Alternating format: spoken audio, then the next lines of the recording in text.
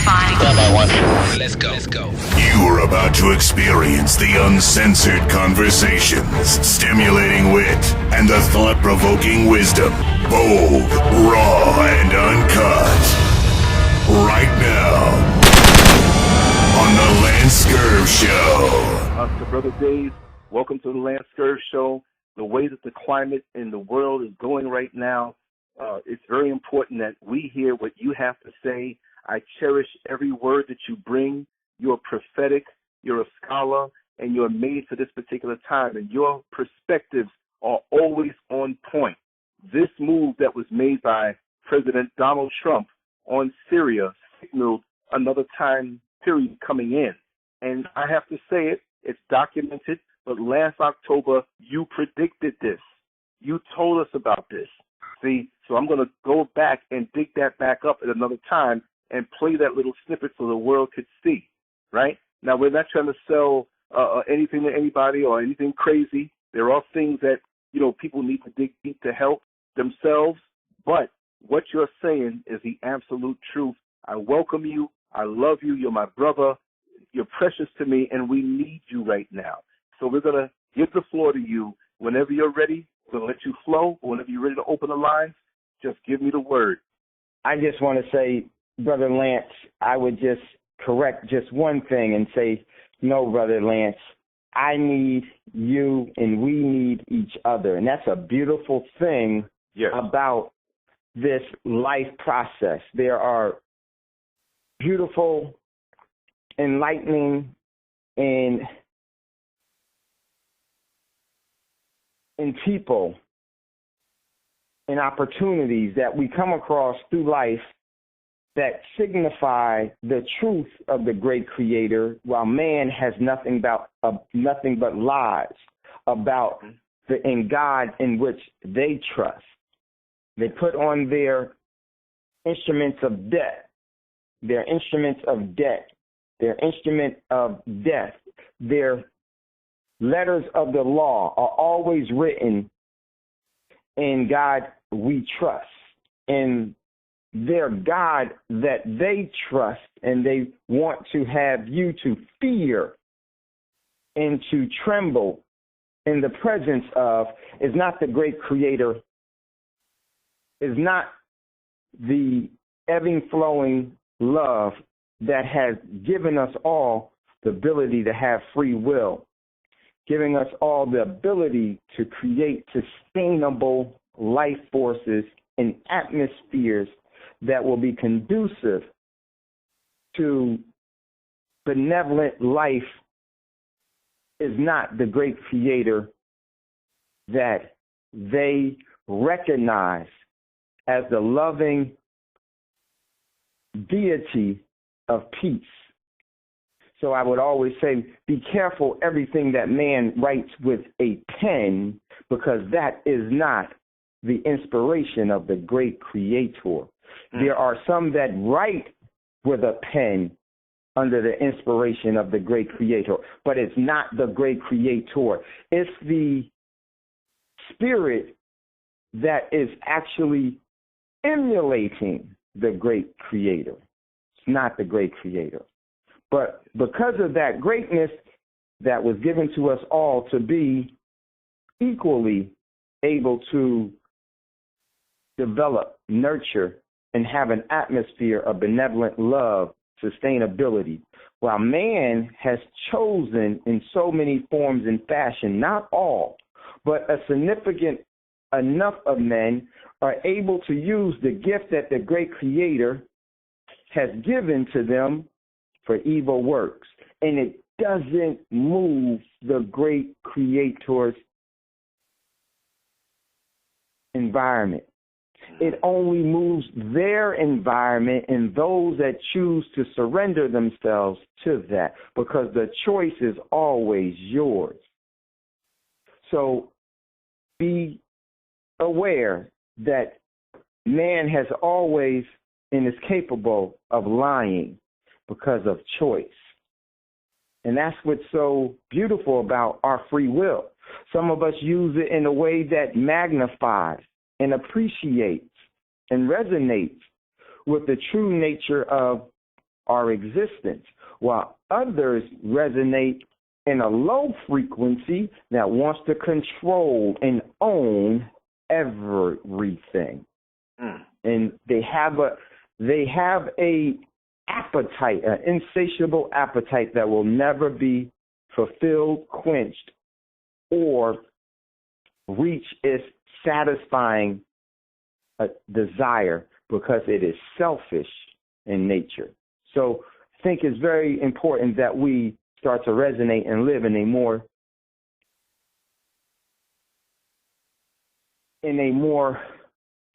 the best way to put it is that it is a beautiful life to live in love. It is hell to live outside of it.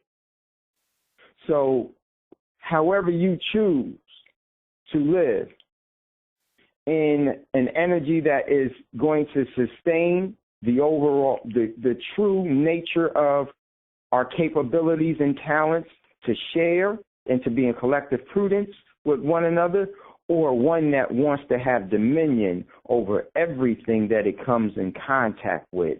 That is a very low resonating spirit. It's a very destructive spirit. Yes. And Brother Lance, you don't have that spirit. Your listeners, your true listeners don't have that spirit. We're capable of being that way, but we choose daily from our actions for that not to become our habits. Wow. And we battle it, because it is a battle. Because man love you to believe by the breaking down of your self-esteem that you are seeking to be perfect when you're already perfect. There isn't anything that the great Creator has put into existence that isn't already perfect. Even your free will is perfect, and you can perfectly destroy its true capabilities. How will you use your perfection?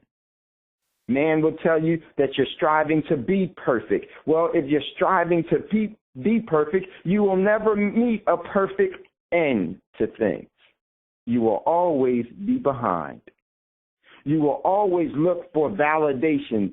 You will always look for acceptance. You will always be looking for their diplomas.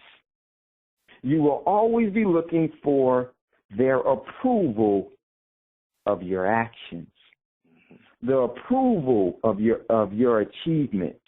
And they will only approve what sustains the system of subjugation and enslavement, because that's how they resonate. And when you're unable to when you're striving, trying to be perfect, you're always in a race and you're always behind. Never to catch your true abilities that were given to you as a gift. You're always trying to pay for it. You're always trying to pay for it by being acceptable, being popular, doing what the world, being comfortable. And I would say we all have been taught to live by a wishbone and to deny our true ability and our backbones to create our true perfect nature that was given to us by the great Creator. So I would say, Lance, that we all need each other, and we've been resonating with each other for many, many, many, many, many, many moons and sunrises and in eternal spaces. We've been together through, even before our physical arrival here on this planet, on the different levels that we see physically and metaphysically. Because that's just the beauty of life. It can't be bottled into a definition that man writes in a book. It's held by the bounds of its true capability in the movement of its energy and the decisions of its will. But man would always tell you through a book that these are the ways of the life. This is how we're all supposed to do. Are you written down in a book? Are you kidding me? Every book has an author. And every book is just nothing more than the mind keys of a man's story. It is not always resonating in any form of truth, because the pen is the tool of the free will, and many choose to use a tool in lying spirits. So we all need each other, and I'm just happy that we have this time, and we said it before, Lance. We chose to be here. This is just what I think. I can't substantiate and validate it other than by, any form of communication or any word. But I know when I resonate with Lance, there are just some words that have not been put into the lexicon, but the feeling, the overall resonance, the acknowledgement of our agape love is far beyond the vocabulary of men. Yes. It resonates in the universe of sustainable life. And that's why it's so important that we have each other, that we have the trees, that we have the sun, that we have the dark matter that continues to give and seeds forth what we call the treasures of life. And isn't this a beautiful thing that we're engaging? Yes, it is. And I think when we look at different things, when we look at through the perspective of our physical nature, we seem to always rely on only the five senses to be the end of all life. And because of that, we deny the true senses that we have that take us into all forms of dimensions and all forms of creation. We tend not to resonate with the birds, the trees. We tend to not resonate with the grass, with the bugs that are around us. Instead of that, when we resonate with our five senses that man has schooled us with to think, sometimes a bug becomes a pest. But little do we know that that bug has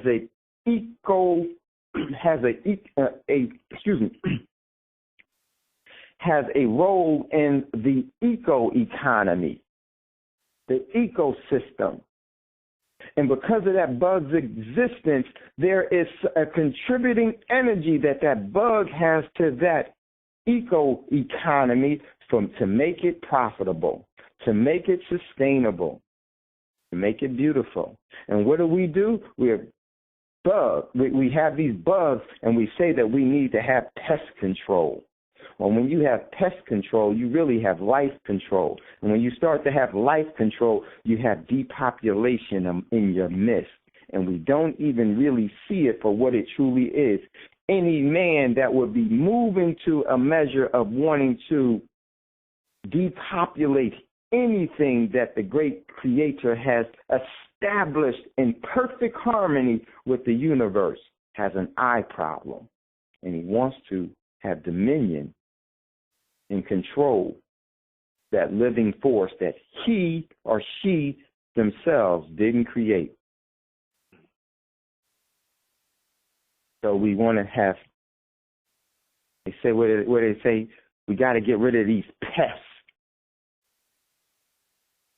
And when we allow that energy to be resonating around us, little do we know the pest that they're talking about is anything that they can't control. And at some point, at some time, you'll realize not only do they have pest control for the bugs, they have human resource control for the people.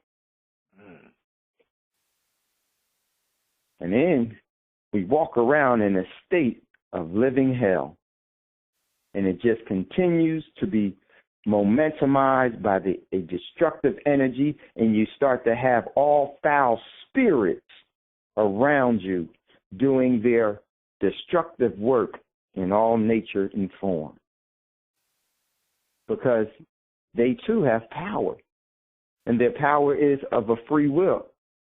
And if their will supersedes your will, they will rule everything, and you will follow to all destruction. And this is why it's so important that we have each other and we resonate different.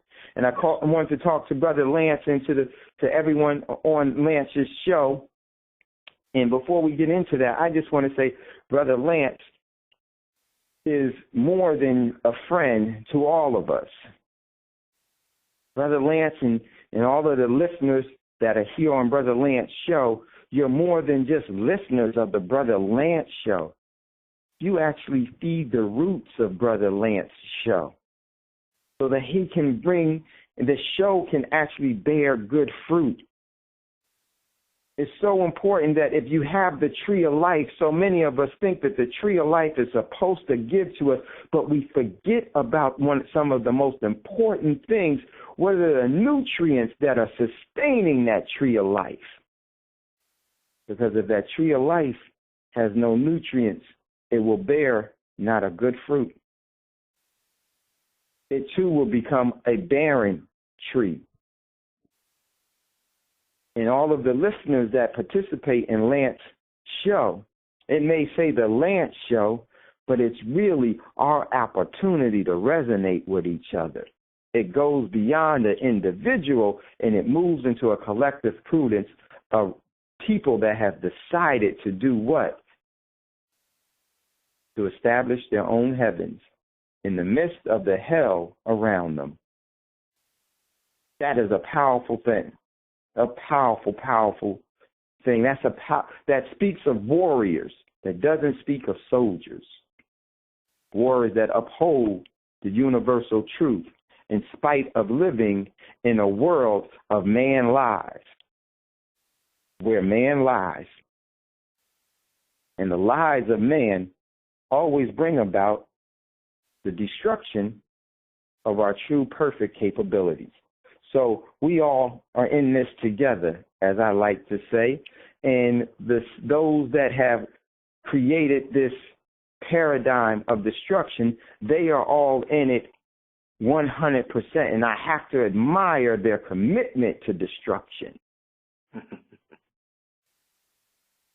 You have to admire their overall willingness to endure and to maintain the overall destruction and to maintain the course of their free will. That is something that should be looked at for what it truly is. It shows the greatness of the great creator because they can't disturb what the great creator has established. They can only disturb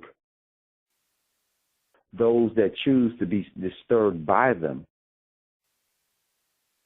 And many of us give too much energy to the destructive force around us. And that's why they rule. And it's time for us to interject our overall energy. It's more than living for someone else. It's really living for who you truly are in your overall enabling talents and capabilities.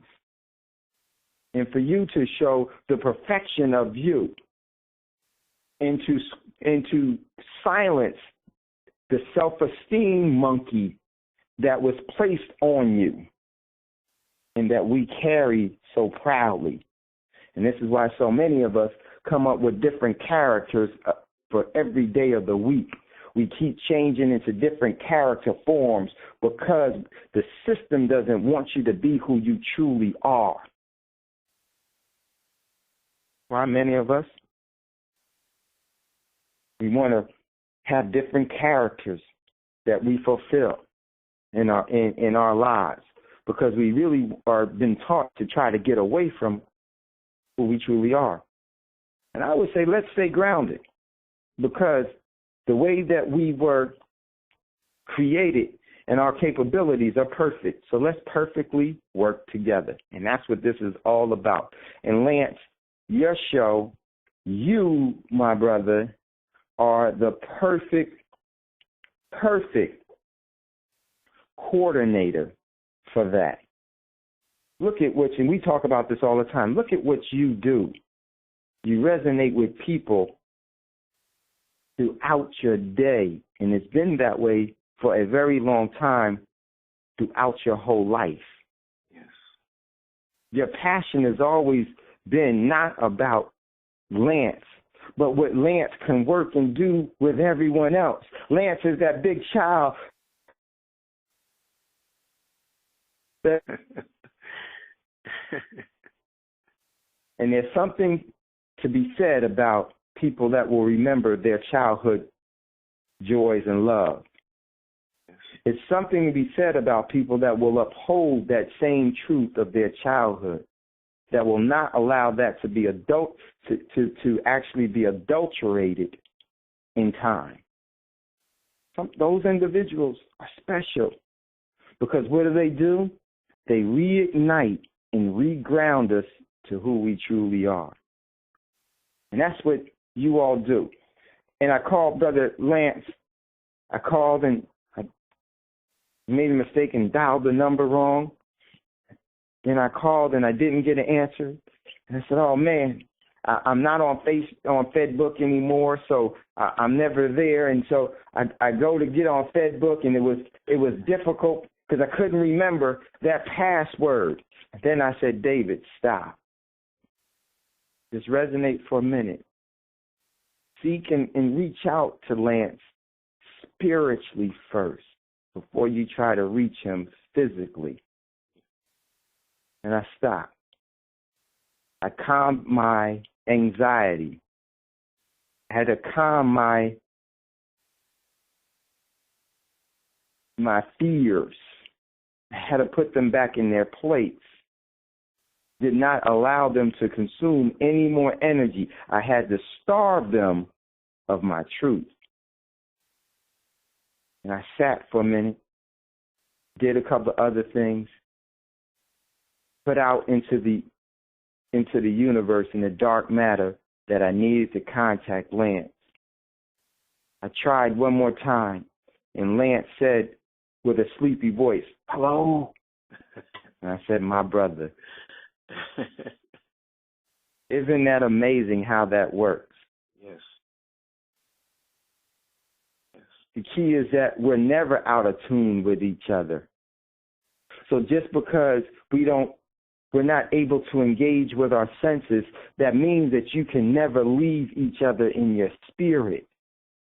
Many of us think that we've lost different people in our overall physical lives, and that is a lie. We just need to re-engage them in our spirits. So I reached out to Lance, and the spirit and the physical just bared witness to our spiritual connection. And I forgot how powerful we were.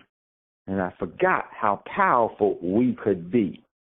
And Lance answered the physical phone and said, yes, brother, where have you been? Brother Dave.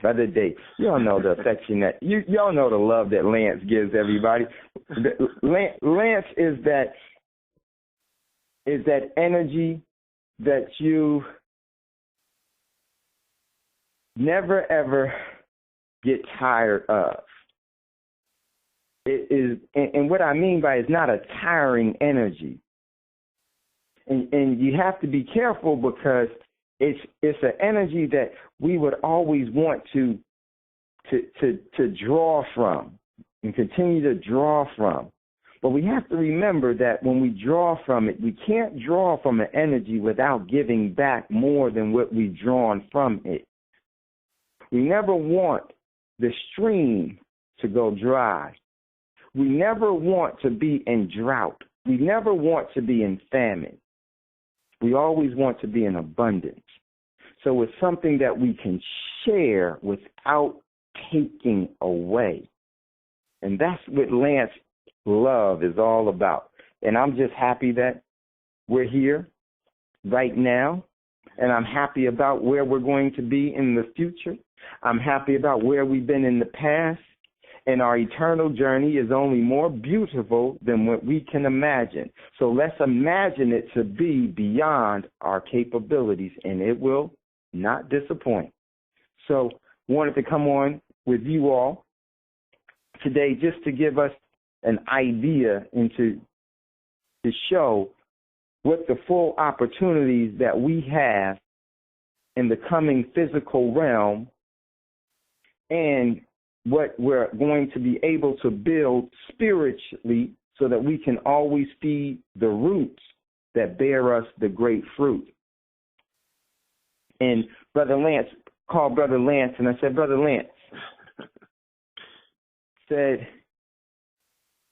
back in October, I had a webinar that I had called into the show and said, I'm going to be doing this webinar. If anyone would like to join in, you can.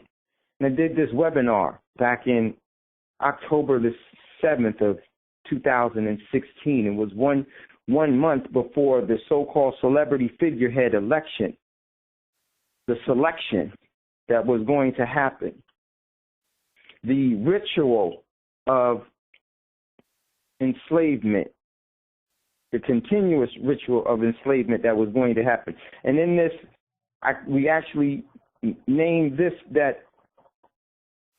webinar, The Reason for the Ark. And in the reason for the ark, there were many things that we talked about. But in that reason for the ark, I had said that we are going to, after the selection is settled, not knowing how it was going to be, but I was just going to lay what was on my spirit, not worrying about if it would anger people, not worrying about if people would accept it, not worrying about anything other than calming myself and allowing it to come forth. Not worrying about having to answer to anyone, but just making sure that I will be there when the call is made. And I was speaking in there, and I said that after the selection period is over and settled, right around April, May, there will be the war that will start. And this war has really already been going on for a while. We've been talking about it on, the different shows here on Lance from the couple of times that, the times that we've been on at different points, we would talk about different things. We've done a couple of shows with Brother Lance. Brother Lance has come on to our show on Tando Radio Show, and this is something that we need to do again, Brother Lance, because the Tando Radio Show listeners absolutely adore your spirit, as well as our connection with your audience for the time that you're in. Lance, but for all of you know, Lance and everyone that listens to Lance, the majority, you all are night owls. Yes. I'm a morning person. Yes. By time Lance goes on, I'm in the reality world, while Lance is in the dream state, which we call reality. Is just the opposite. I'm in my overall reality. Mm-hmm. And in that reality, they call it you're dreaming. But in actuality, that is a true extension and a part extension of your spirit. This is why when you are so-called sleeping, when you engage in different things, the overall engagement is much more elaborate. If you go through different moments of love, the love is even more intense. And if you ever notice something about dream states, is that it does never have the same needs as the physical realm. If you are thirsty and drink water, it's not the same as in the so-called reality realm when you drink water. That's because you are dealing with your spiritual self more than your physical self at that time. That's why it's very, very important for us to engage in our meditative state and in our so-called times of rest. Why are we resting? Because you have to get away from the facade and the lies of the awakened moments. So while Lance is in the awakened moment, I'm in my dream state. Deep in my dream state, because Lance is a night owl, but I'm a morning person. I get up very early in the morning. So while Lance is shepherding and doing and creating and tending to and taking care of those of you that are up late, because that's the beauty of the great creator, is that the great creator has diverse capabilities. The energy that the great creator has given us all diverse and unique talents that we all should be sharing with one another. And I know all of you know about Lance being an artist. If you don't know about Lance being an artist, you're missing a very strong side of this brother. And Lance is quite humble about what he does.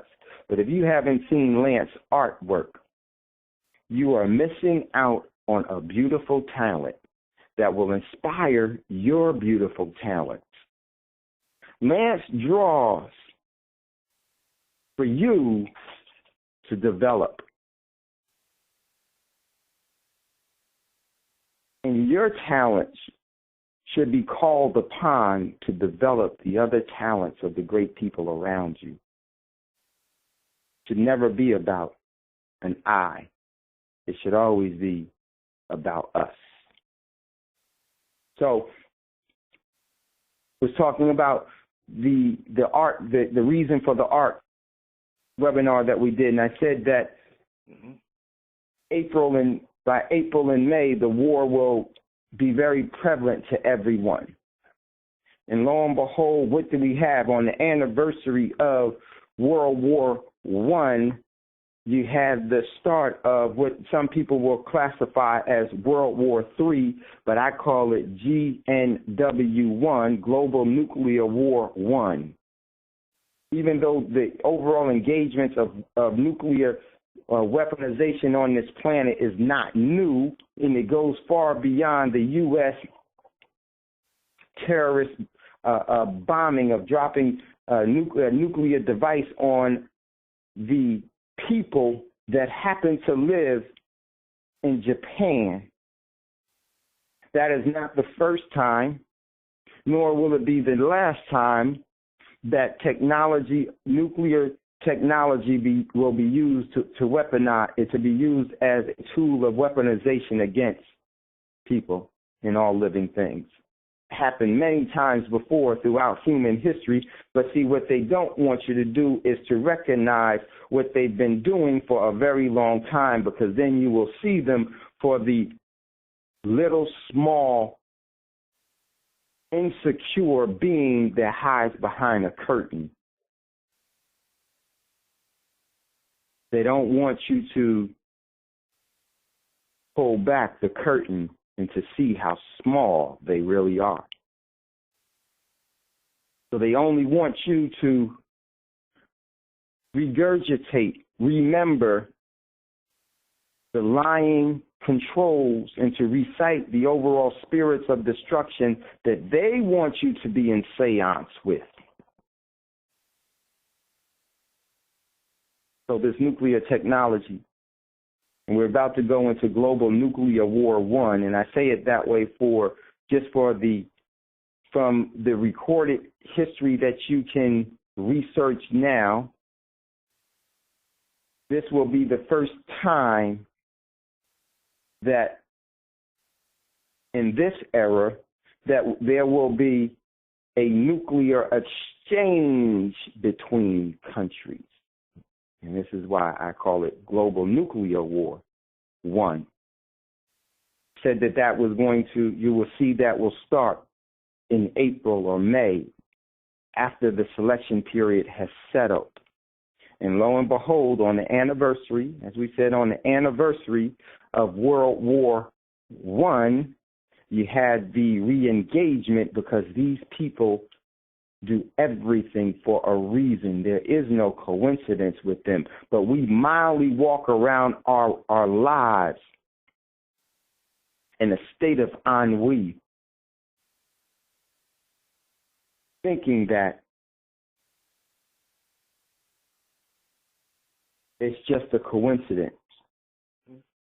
And what's so powerful about that, and heard someone say and so elegantly say, is that people believe the lies, and the system never has to defend their lies because we give them all the excuses to uphold their lies.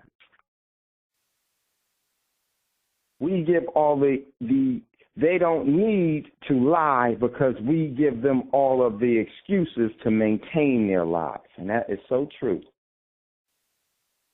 That is so, so true. Yes, it is. So, we had that. We told people that they needed to prepare themselves and their families and to make ready, not because it was anything of fear, but it was a matter of an opportunity that will be arriving. Just as their opportunity is to control and subjugate and enslave people even more, there will be an opportunity to where they will present their overall case, and it will have some real vulnerabilities that can be seized upon people that do not resonate the way that they do. To capture the energy and to spread it in a more sustaining, benevolent way. And that's what we're moving into. And this is not going to stop because we want to ignore it. It is actually because we ignore it that it thrives. It is truly the cancer, the man-made cancer, the man-made tumor that is feeding off the sugars of our lives. And it's growing.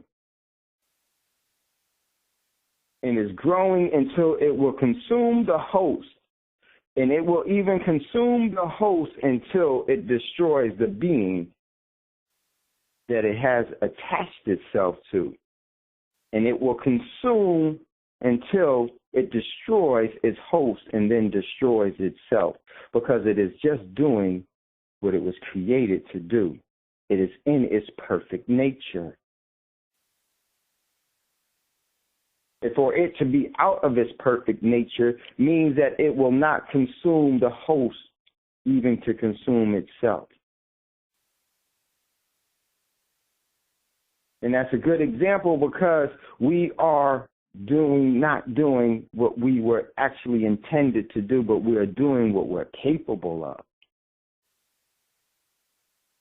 We're capable of so much more, but we choose a lesser benevolent path over a greater, more sustaining path. And with that choice has always been ours. And how we respond to the conditions and environments that people will throw and make relevant in our lives because of they have a free will as well is going to be critical. And if we respond to things out of fear, we will paralyze our capabilities. We will paralyze our courage. We will paralyze our self-determining and sovereign ways. We will obey. We will obey, and we will trust in the God that they write on paper, on their instruments of debt, on their cash. They will proclaim it, and the people will uphold it. So it shall exist. And that destructive nature will continue to be passed on generation as it has been passed on for generations of the past. Not in all generations, but very, very significantly in the human species. The birds don't live by that. The animals don't live by that decree because they've never resonated in that destructive way. Are they capable of it? Yes. There are some crazy birds, but the crazy birds are always isolated to be crazy by themselves. They don't try to institutionalize them and to gain their overall prevalence and influence by gathering them with other crazy birds. They just let them be them while they continue to go on in life. And then all of a sudden that bird realizes that it's not healthy to engage in this mental illness. So it either will change or it will be left to its decisions, unchanging of the other bird's quality of life. Why don't we become like the birds? Remember the existence of the birds and live like the birds. Because we've been domesticated. We live in a civilized manner. And civilized, ladies and gentlemen, is much crazier than the truths of being untamed and wild. Because that's the way the great Creator intended for you to be. Free of control and influence and manipulation from those that didn't create you. So, we had this seminar, and we gave points to people as to what was going to be coming and what they could expect to be seen, even though those actual future events had yet to happen. But they have happened just the way that we laid it out in so many ways and even more. Are we prophets? No. No. A prophet needs a manual. A discerning spirit needs the spirit of love. And they can pick out the resonating force of the future before it even comes. You are able to do that if you won't suppress it. You are able to discern energies.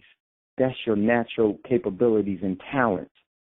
But if you don't use them, you will squander them. And what you squander, you lose. If Lance stops drawing, his lines won't be as designedly crisp for where they're supposed to be. They will be unmanageable. They will be uncoordinated. They will not be in sync. They will have no uniformity. And it's the exact same with us all. If we are not practicing and developing our talents, they are still there, but they're nowhere near as sharp. And then the longer we go away from them, those talents, that spirit of our talent, realize that it's so strong that it needs to move away from us because we are destructive of it. And lo and behold, you can't draw anymore. You can't do what you originally were given as a measure of peace and love because there's no peace and love within you. So, we said some of the things that were going to happen, and now we want to talk about, resonate with you all, some of the things that are possible to happen in the near future and why we are where we are right now, just from a geopolitical standpoint and where the surrounding energy force that is quite influential would like to take us all. And I just wanted to share some of those things with you all. And if you had any questions, to open up for questions and so that we can resonate with each other is something that I say on Tando Radio Show, is that I always say that a dialogue is much more important than a monologue. For us to engage and to speak with each other is very, very important, because what you think, you say. What you say, you do. What you do becomes your habits. You have to be careful of your habits, because your habits will be a part of your eternal existence. So for us to engage each other, for us to share with each other, is very, very important. Because I'm going to tell you, in the world of enslavement and subjugation, it exists because those with the capability and the desire to enslave, they engage even the people that they hate. Because big business has a way of making enemies friendly. They realize that the objective is more important than the object. And their objective is to maintain control so they don't have to work. They can they can achieve off of a wishbone. The only backbone that they need is cooperation. We are in the physical state that we're in because of our lack of ownership. We are in the physical condition and environment and paradigm that we're in because of our lack of control of everything around us. Those within the system of destruction understand the power, the resonating power of control. And they understand the position of, and they understand the deleveraged position of ownership. And they want you to own everything, because everything that you own can be duly repossessed from you at any time because you don't control it. So just wanted to come on with you all and to share some things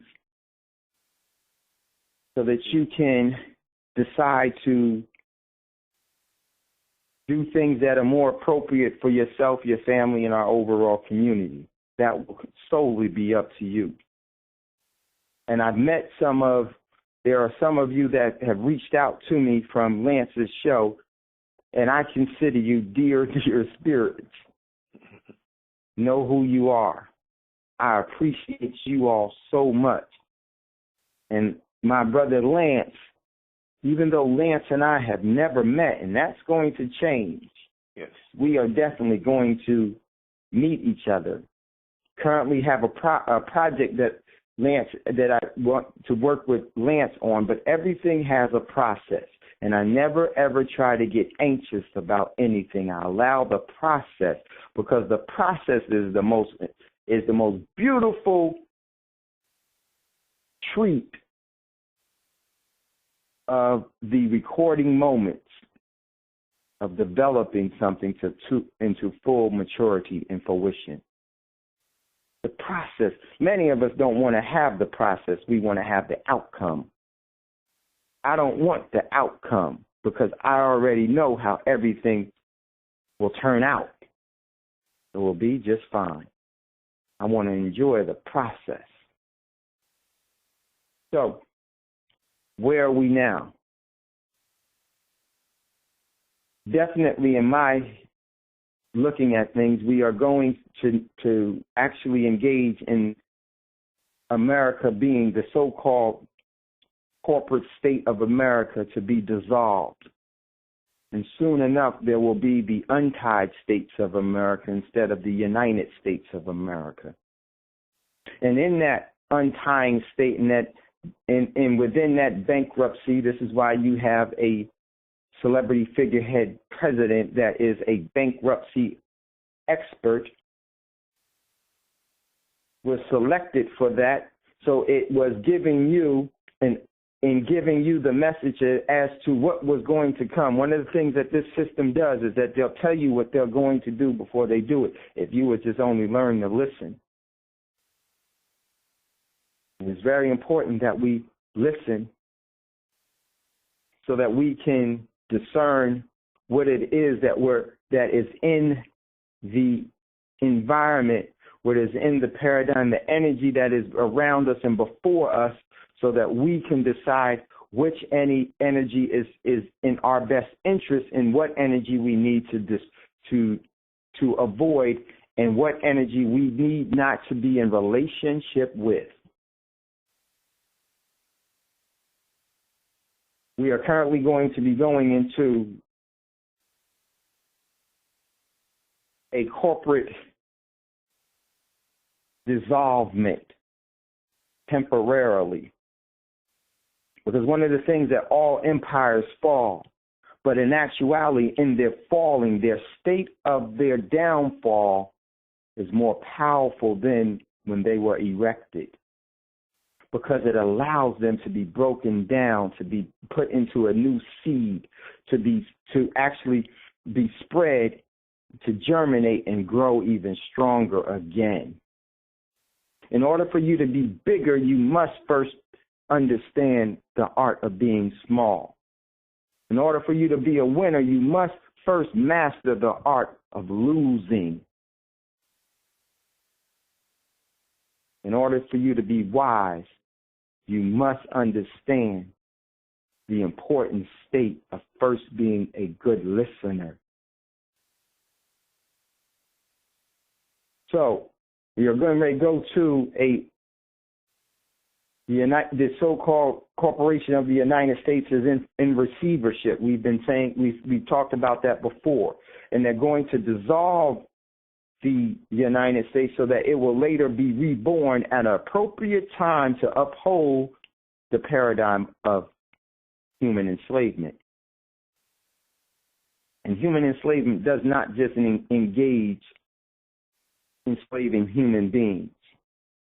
It is really about enslaving the atmosphere of their energy and all that it touches. This is why they will destroy the Amazon. This is why they will rip up gardens. This is why they will create something that tries to emulate, or they will try to recreate out of falsehood what the great creator has established. This is where your garden gets turned over or cemented over for factories of GMO foods.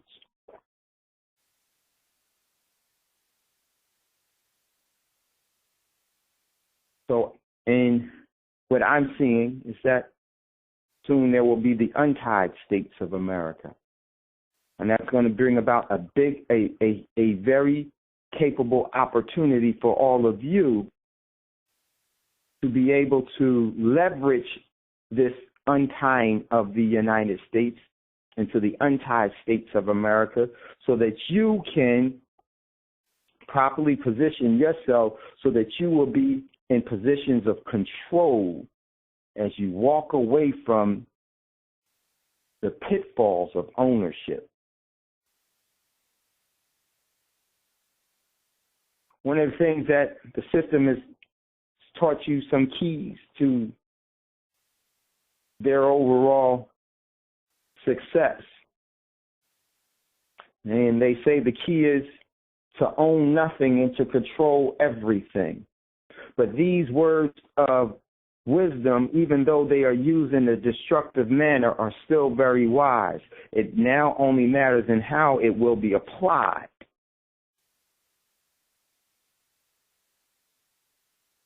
We have lost control of ourselves. We've lost control of our talents. We try to own our talents by way of contract, when we should be controlling our talents that will enable us to establish a more prudent law. The law of how we engage each other by choice. So the U.S. will move into an untied state of America if you are positioned properly. You will be able to get back the prosperity that has been lost in your generations of past. And that burden will be able to stop with you. And that peaceful abundance will begin with you. The choice is this.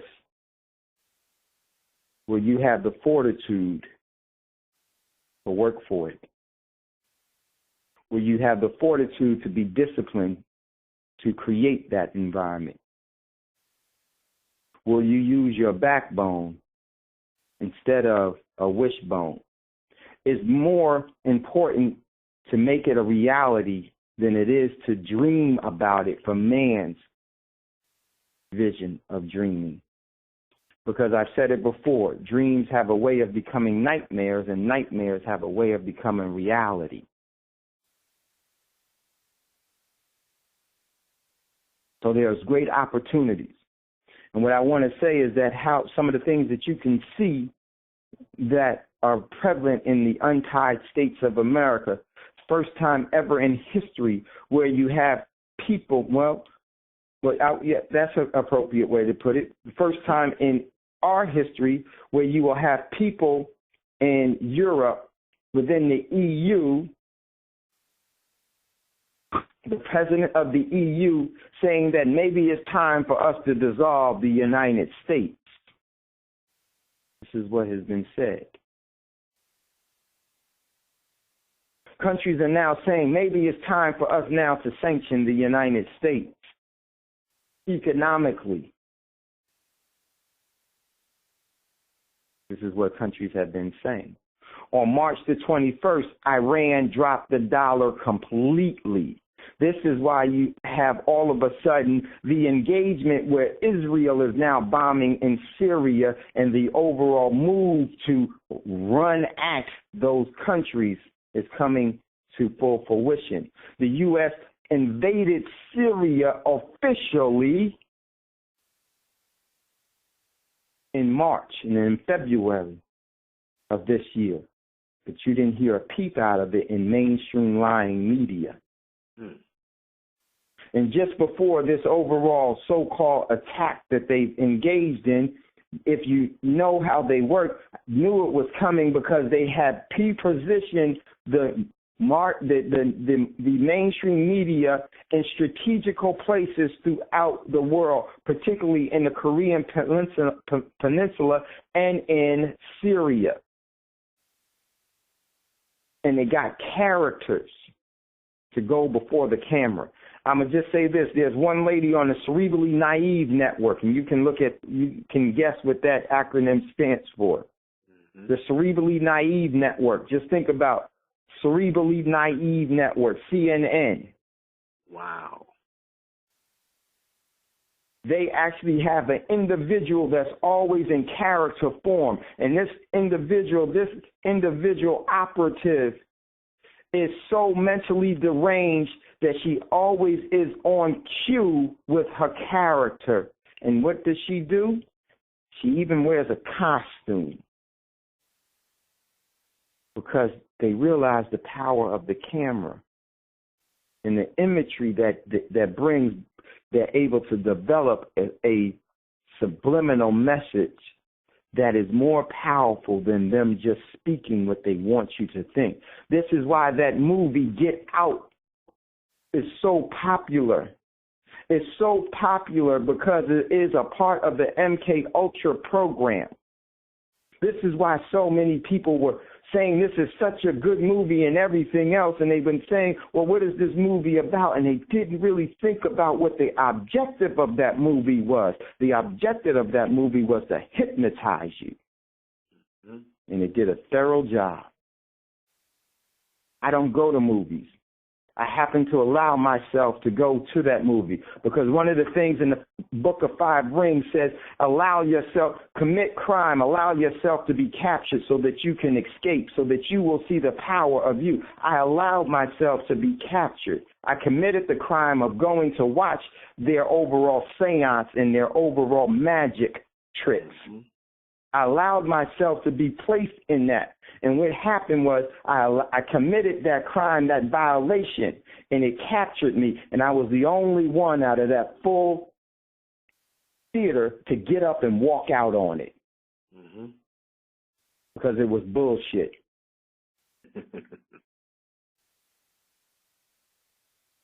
The objective in that movie was to hypnotize you. And you had to be sitting in your chair to be hypnotized. You had to give them access to your subconscious existence. You had to want to be hypnotized. And they told you in that movie how powerful you were. That you should have been recognizing the signs and the energy that someone is going to lead you to destruction. That movie was not about what many say it was about. It was a design program to hypnotize you. What was the key? Once you sat your butt down, that witch got you. Once you sat down in that chair and you watched their sorcery, that witch got you. And that's why it was so popular, because so many of us have actually been indoctrinated in that since our very young age.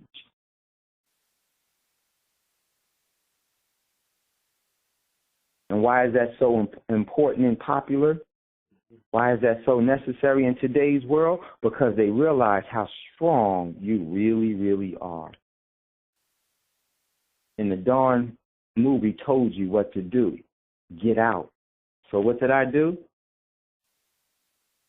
Didn't need to be here anymore. You are who I know you are. You can't touch me because I will not surrender to you. It's not that I'm leaving, it's that I've never been a part of you. I've gotten out a long time ago by choice. Because it's a very powerful thing when they say that they got you because you willed to be here. Then you'll make every excuse for all of their lies that you possibly can. And that's exactly what we do. We make excuses for their truths. And you defend it. So right now, on March the 21st, Iran and all of these governments are in one big fraternity against you to enslave you because they need your energy. You don't need their energy, but we have decided to give them the authority blindly over us. And I always say blind. Whenever you give up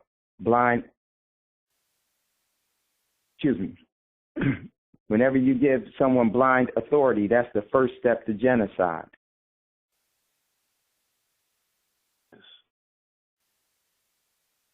And what we had done, what we're doing to ourselves is we're placing ourselves in a position to be what? Led astray. We're allowing ourselves to be led to destruction, to a fulfillment of someone else's desire that extracts our talents for their measure and means, ways and means. We provide their way of life by our means of life. And if you can get someone to do that by their own choice, you have a slave forever. By choice. We're so powerful. We choose to be free or enslaved. It's always been our decision. And it always will be. The key is, how do you subliminally and subconsciously get the powerful energy to surrender itself and to put itself in a position of disadvantage to be taken advantage of. You have to change its will. You have to control and consume its will. You have to create an environment to which they will concede to their own demise and love it and think that they need it and become comfortable in it. You have to make them pillow sleep. Got to put them to sleep. Because if they are awakened and arise, they are undefeatable. So the system and these governments are in one big fraternity to do just that. So what do? They separate everyone by an imaginary line. And in these imaginary lines that they call countries, they are able to develop fads and to destroy culture. Because culture is a way of life that is necessary for your sustainability.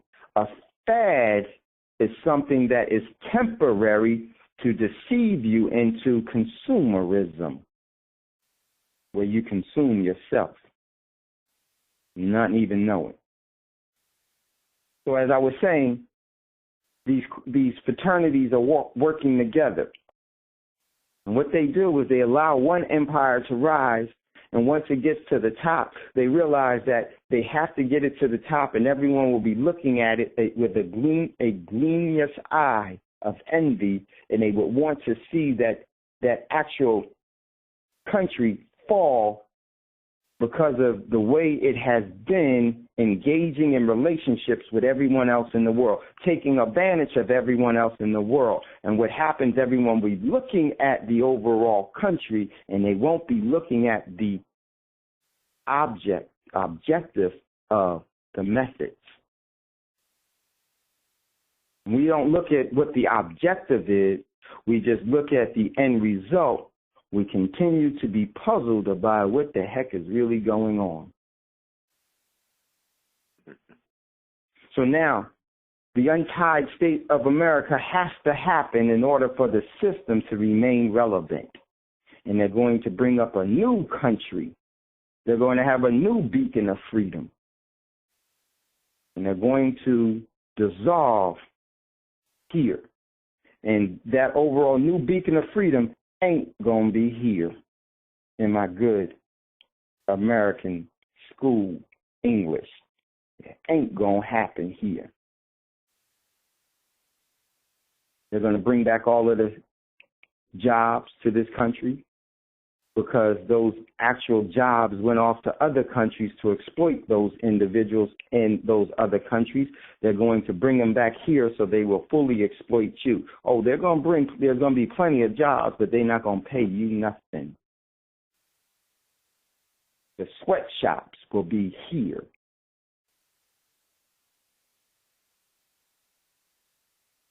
Currently, on March the 21st, Iran stopped using the dollar. Why is that so important? Because that actually sealed the demise economically of the United, so-called corporation of the United States. We've said that, but just to highlight it, we'll call it the United States. The fate of its economic doom was signed on March the 21st, because Iran is an oil-producing nation in this overall structure. I'm just going to be speaking from their structure. Iran is a oil-producing nation, and all nations need oil. They need oil in order to facilitate their man-made economy. You control nations. We said this before. You control nations by oil. You control the people of the world by controlling the resources. I didn't say you control nations by owning oil. It didn't say that you control people by owning resources. When you control resources and you control oil, you control the corporations of the world, and you control their human resource population, known as the state of existence of human beings. Control, control, control. And Iran is an oil-producing nation, so all the other nations need to do what? They need to get oil to what? To facilitate their overall thirst for their economy, to keep that economic engine going. So it will not overheat and break down. Lance, what does oil do inside of a motor? It allows it to work continuously without what? Friction. Because what does heat do to a mechanized structure? It destroys it. Yes. It allows it to be broken down. It will consume itself.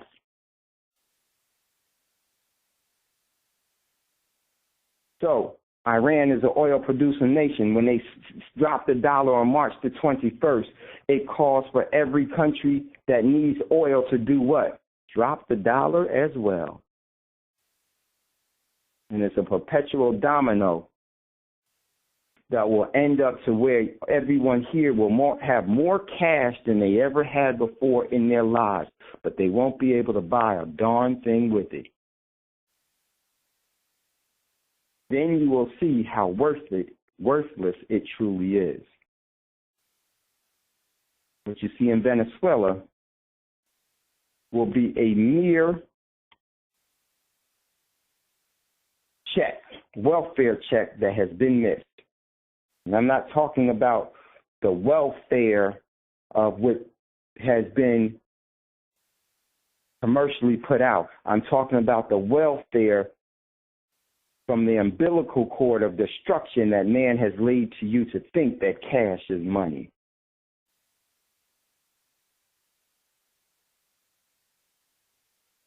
So other nations will be dropping the dollar as well because they're going to have to do what? Buy oil. Then on just earlier in March, on March the 15th, the debt ceiling became law at $20 trillion. Excuse me, yes, at $20 trillion.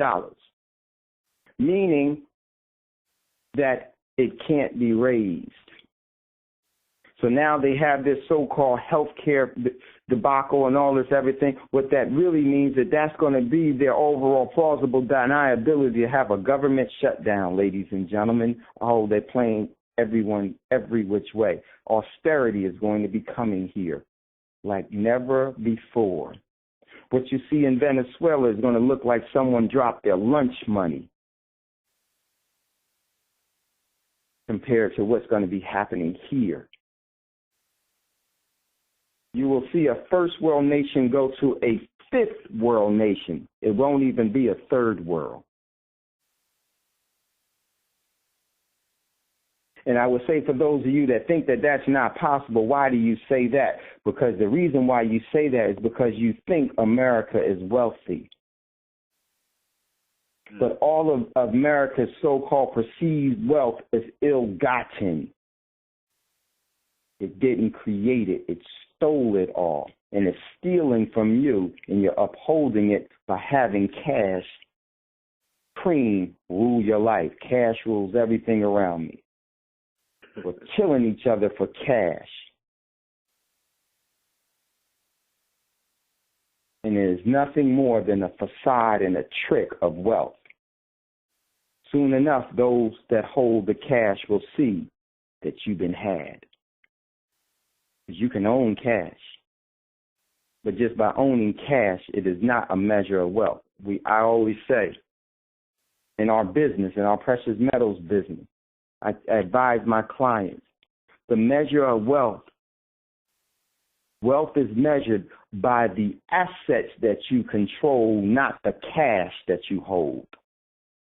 You hold on to that cash, and you'll see what I mean. Thinking that it's money. you'll see that that promissory note will not maintain the promise that it deceived you to hold on to it a little bit tighter. Believe in it a little bit more. Maintain that heroin adrenaline from it, and to maintain your addiction in that fix that they deceived us all into, instead of you going into who you truly are and questioning something's wrong about this because your spirit's been telling you that, but we suppressed it. I got to do it. Everybody else is doing it. It's worked for me in the past.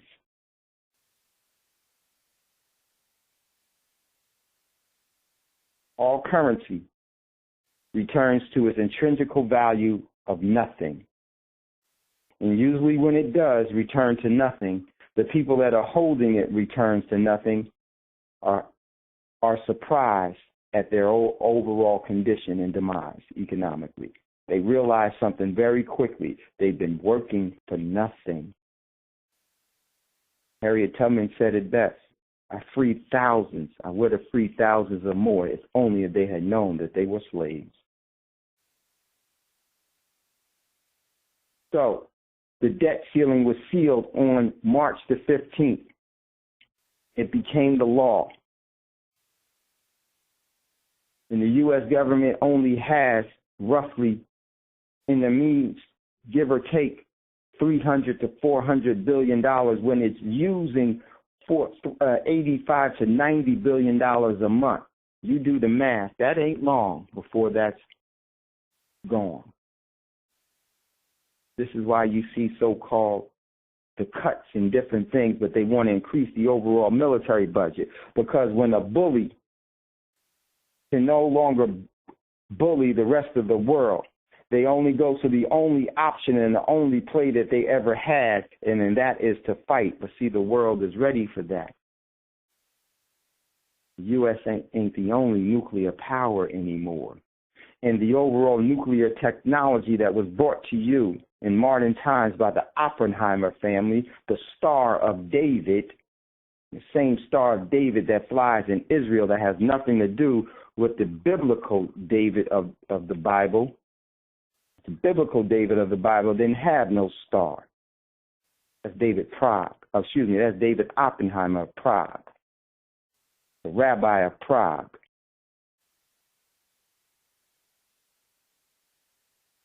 And what's going to happen now is that cash that the U.S. government goes through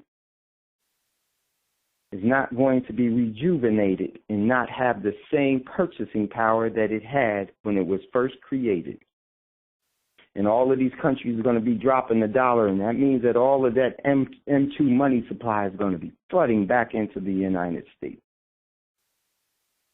And if you're not positioned correctly, doesn't matter what you think. Doesn't matter if you've been not heeding the warning sign.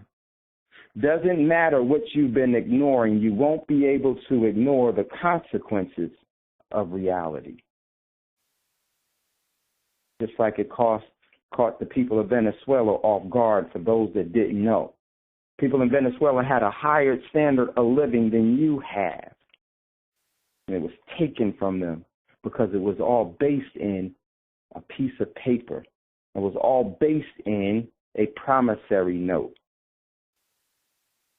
The assets that Venezuela had was under the control of a few, while the many was exposed and given ownership. And that ownership was repossessed. So as the U.S. continues in its economic downward spiral,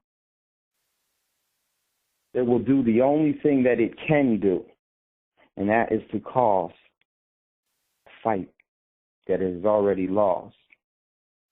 This is why you see the engagement in the Baltic states. This is why you see the engagement in the Middle East. This is why you'll see the engagement in Djibouti and in Africa.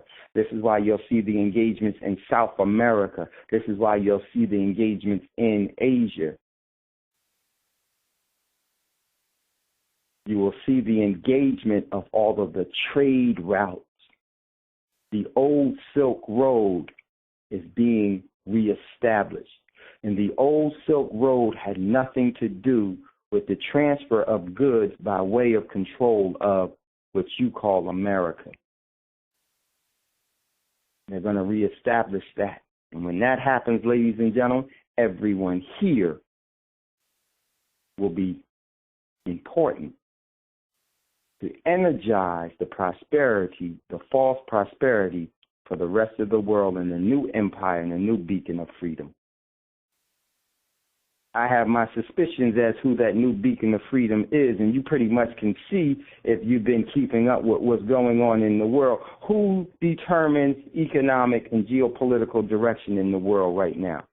It's China and Russia. Your beacon of freedoms will come from there. So, I think it's very, very important that we look at what's going on now and properly position ourselves so that when this wealth transfer happens, that it does not consume the labor of your past and take it with it. Make sure that this wealth transfer that is going to be happening flows and energizes and reestablishes you and your family, because you worked for the prosperity that you should deserve.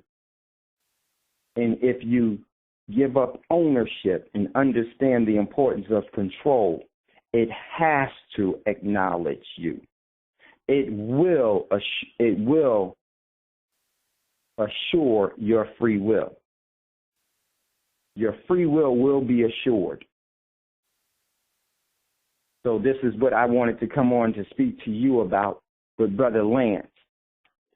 And I know I've touched on a bunch of things, but I think it's very important that if there are some questions that any of you may have, I don't pretend or think to know everything, but I think it's very important for us to engage in a dialogue and to have a relationship among ourselves, because there are things that you are going to show me, and there may be some things that I'll be able to show you that will be in the best benefit of you, your family, and our community.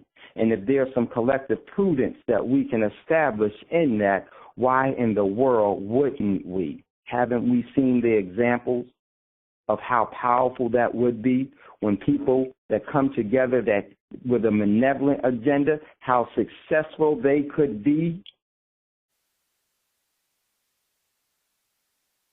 So I think it's very important that we position ourselves accordingly. And Brother Lance, if there's any questions that we may have, would love to engage that way.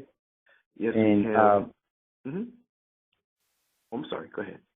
No, you're good, Lance. I was just saying if I would love to engage in a dialogue with some of the listeners. If they have any questions, I would love to. And it has, and before it doesn't have to be anything about here. It's just us resonating together. I think that's so important, because we can learn from each other. That's right. Well, we have several callers on who are captivated with what you've been sharing, man. I mean, I flowed with you every syllable of the way. I read you loud and clear on everything that you said, because we who are here are already elevated, but you helped to bring me to a higher peak and to see a bit further over that precipice. And these are the kind of discussions that are so necessary. Let me lock this conference right now, because I want to make sure. Conference locked. And nobody comes in to interrupt. We're down to the nitty-gritty. I'm not going to call out names, but if you want to unmute your phones and just join in, it's just us and no one else, and let's chop it up. I know that you have some things that you want to say and ask of Brother Dave. And in the meantime, and just feel free to jump in, y'all.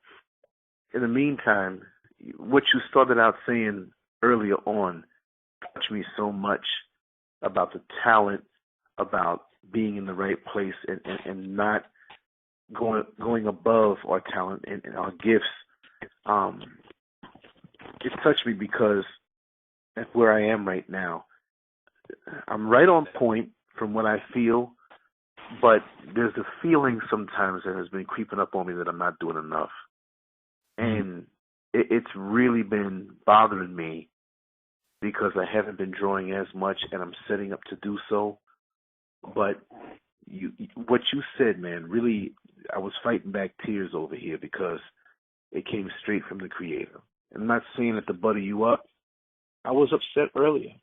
You know, my wife and I do other little gigs and jobs on top of our main jobs, so we get to hang out and still earn a little extra money while it has some value. And she saw a side of me that she's not used to seeing. I wasn't upset, like angry, but I was deep in thought, and I expressed some things to her. And she says, "Why are you feeling this way? You know, you're really appreciated and you're doing a lot." And I guess it's because I coming up on a birthday, or when I get to the end of the year and the beginning of the year.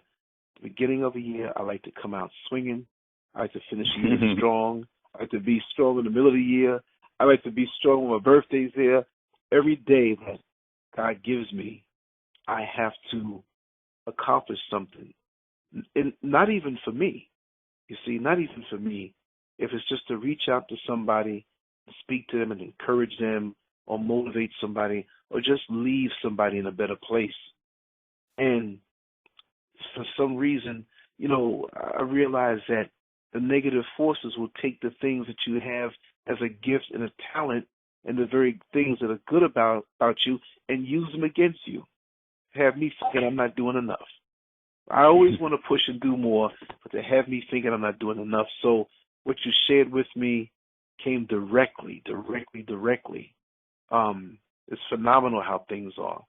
And as far as the other, you know, it's so true about the movie Get Out, which I didn't see, but I already knew from hearing and from just looking at the title. Now, my thing is, back to what you eventually began to share, we know the money's going to drop. We know the money's going to transfer, the value. Where do we go? Do we stay put? I know that we're coming up on a time that, and I'm not speaking out of a place of fear. I'm just speaking out of a place of preparedness. And since this line is locked, you already know what my plans are, but now I have to amplify them because I'm at a crossroads several times over. And I would hate to not pull out everything and wait a little too long. Right now I'm at a point in my life where I'm ready. My bags are packed mentally, spiritually, physically, and emotionally. I am not attached to this home. I'm not attached. I'm attached to my wife, yes, and my brothers and sisters here who we vibe with, you know, mind and spirit. But if someone said, "Get up and come now," I'm ready to leave this reality and go on to a new reality. And I'm picking up strong vibrations in my heart. And I think that's why I'm somewhat righteously upset, because just like the animals can sense a hurricane or a tornado or an earthquake before it comes, not just because of what happened in Syria, because there's so many things that go on that the American people and others all over the world don't know. Right. But there's something in my spirit that lets me know that something on their worldly level is coming big. We know it's opportunity for us, but it's only opportunity if we position ourselves correctly to take advantage of their world falling and our world beginning, because that's what it means for us. But we have to take our heart out of their world, because that's not our world. They never let us really get in their world. They'll let a few entertainers and a few people help position and put it to us and say, "Well, look, they made it. This system is for you." And for those of us who would fall into believing that, you know, those are the ones who are going to fall the hardest. But folks like you and I and those who are listening, we're not going for the okie doke. You see? So my thing is, what do you lean toward? It's not out of fear, but I want to go.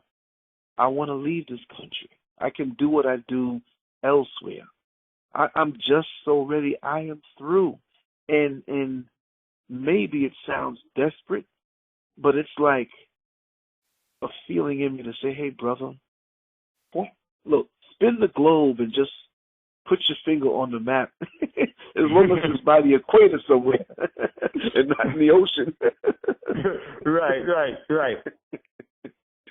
But you know what's so important about that, Lance, and I want you to express, what it, but that one of the pressures, I always say that I talk about the system, and I always explain the system as this way, is that you've never seen the wind, but you've never not experienced the effects of the wind. It's like the wind. One of the things that happens and why you have picked up on this energy change and why you have this urgency among you is just like when a sister is going in close to labor, there's an energy change.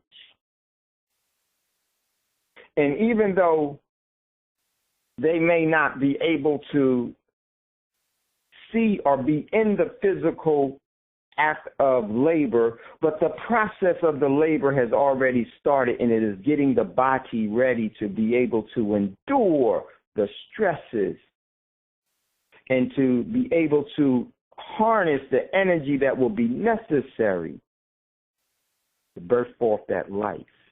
Yes. That is something that we all are feeling now. And I would say, brother, you are rooted here. Your people and your identity is here. You can go anywhere in the world, Lance, and you will do great work because that's who you are.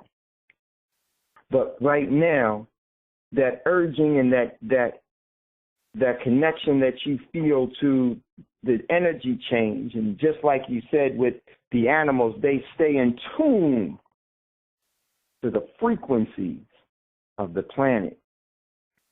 And they know when there's the rumblings and the moving.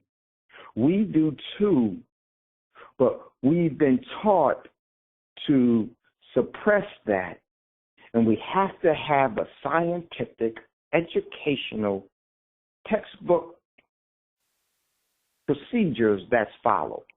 And they resonate nothing of discernment. They regurgitate enslavement. So you are going through the birthing energy before what's about to happen. And I would say, every warrior, what a warrior thinks a soldier can never do. I would say, allow yourself to be captured, Brother Lance, so that you can escape. Because then you will see how powerful, and you will resonate in the power of who you really truly are and always have been. Your body is preparing. Let everything come. You do what it is that you can do right where you are. That will be enough. And we continue and we start to what we need to energize is we need to sometimes we need to focus our energy on what is it that we want to do and how is the best way to achieve it. And I'm going to tell you right now, the thing that we need to achieve is that we need to have collective prudence. We need to have the counsel of the righteous. In the counsel of the righteous, all of us need to come together. And we say, I'm able to do this. What can you do? And I can help you with that, sister. I can help you with that, brother. And we go down the line and everyone brings in their overall talents and energy, and we harvest that talent and energy for an overall objective. And guess what? You will start to see a difference in how you feel. Yes. you'll say this, we can do it.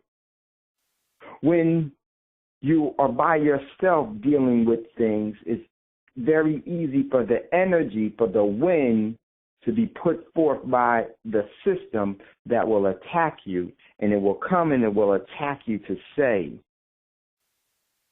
man, I don't know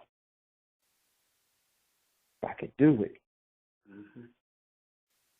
And this is why it's so important. You are the conduit, Brother Lance, because you have the show where people can come together and establish the table of righteous counsel. They can call in. They can start to energize and start to actually come together. We don't need a leader. The system always tells you need a leader because they need someone to put a leash on the talent and deliver it to the system. Walk them over here, boo-boo, and tell them to sit. Come here, sit, boo-boo. And they hand the lead to the system. This is why it's called a leader, because there's a lead that's placed around your neck, and it leads you where you should go. We shouldn't be led anywhere. We should be moving asymmetrically to our objectives. Leaders in today's world are leaders because they bought into the system and they compromised their morality for the agenda of the system. And this is why we haven't gotten anywhere of substantial means as of now. So what you facilitate, Lance, is so important. You set the table every night. The key is this: when are the people going to sit at the table and negotiate from a table that's equally yoked, where we all come in with the objective of not for the benefit of an organization or an individual, but for the collective movement. Conference unlocked. Continue. Sorry. That is the key. So that's what I think is a part of what you are noticing and discerning, is that there is the birthing energy that is starting to get everything and everyone. There are many that are saying there's something wrong, and they're absolutely right. But it's one thing to say that there's something wrong, because we don't always finish the complete thought. It's something wrong in how I think, and it's just how I do it. Whenever I say that it's something wrong, I don't just stop with there's something wrong. Here's what I say: there's something wrong that I need to fix. That puts the responsibility back on me. There's something wrong that I need to. I don't need a savior. When I say that there's something wrong, I'm leaving it open for someone else to say, I got the solution for you. Sit down right here and drink this. Sit right down and watch this. Sit right down and relax. I say that there's something wrong that I need to fix. And we all been bombarded with this program of waiting for someone else to arrive. Since we were, and some very people that we love, admired, and everyone else, they passed on that legacy of waiting for someone else to arrive. When the one that was supposed to arrive came into existence and you stepped on the scene, you're who needs to arrive. So, in our overall capabilities, Lance, yes, we need to look at the overall problem with a responsibility to let me fix it. And that's a different energy response. That's not a response to where you need anything else. Then force multiplier to that would be, what is it that I need to do to fix this? Then you also say, I'm going to fix this. And then you look and say, what is it that, while I'm doing this, what is it else that we can do to fix this? And what is it that I can help you with that you need to address and need to repair? The solution to everything is within those that have the problem.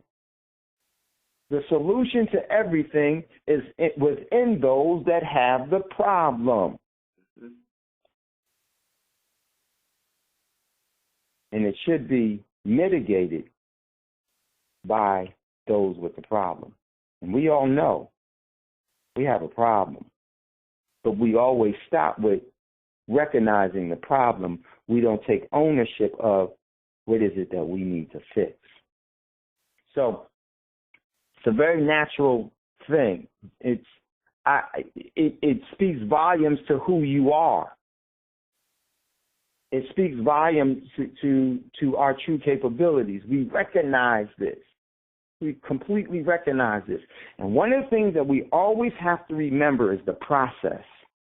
The system doesn't want us to see the process, because if we see the process, then we'll see the capabilities that we can have to endure the process to get to the end result. What the system always wants us to see is the microwave solution that they created.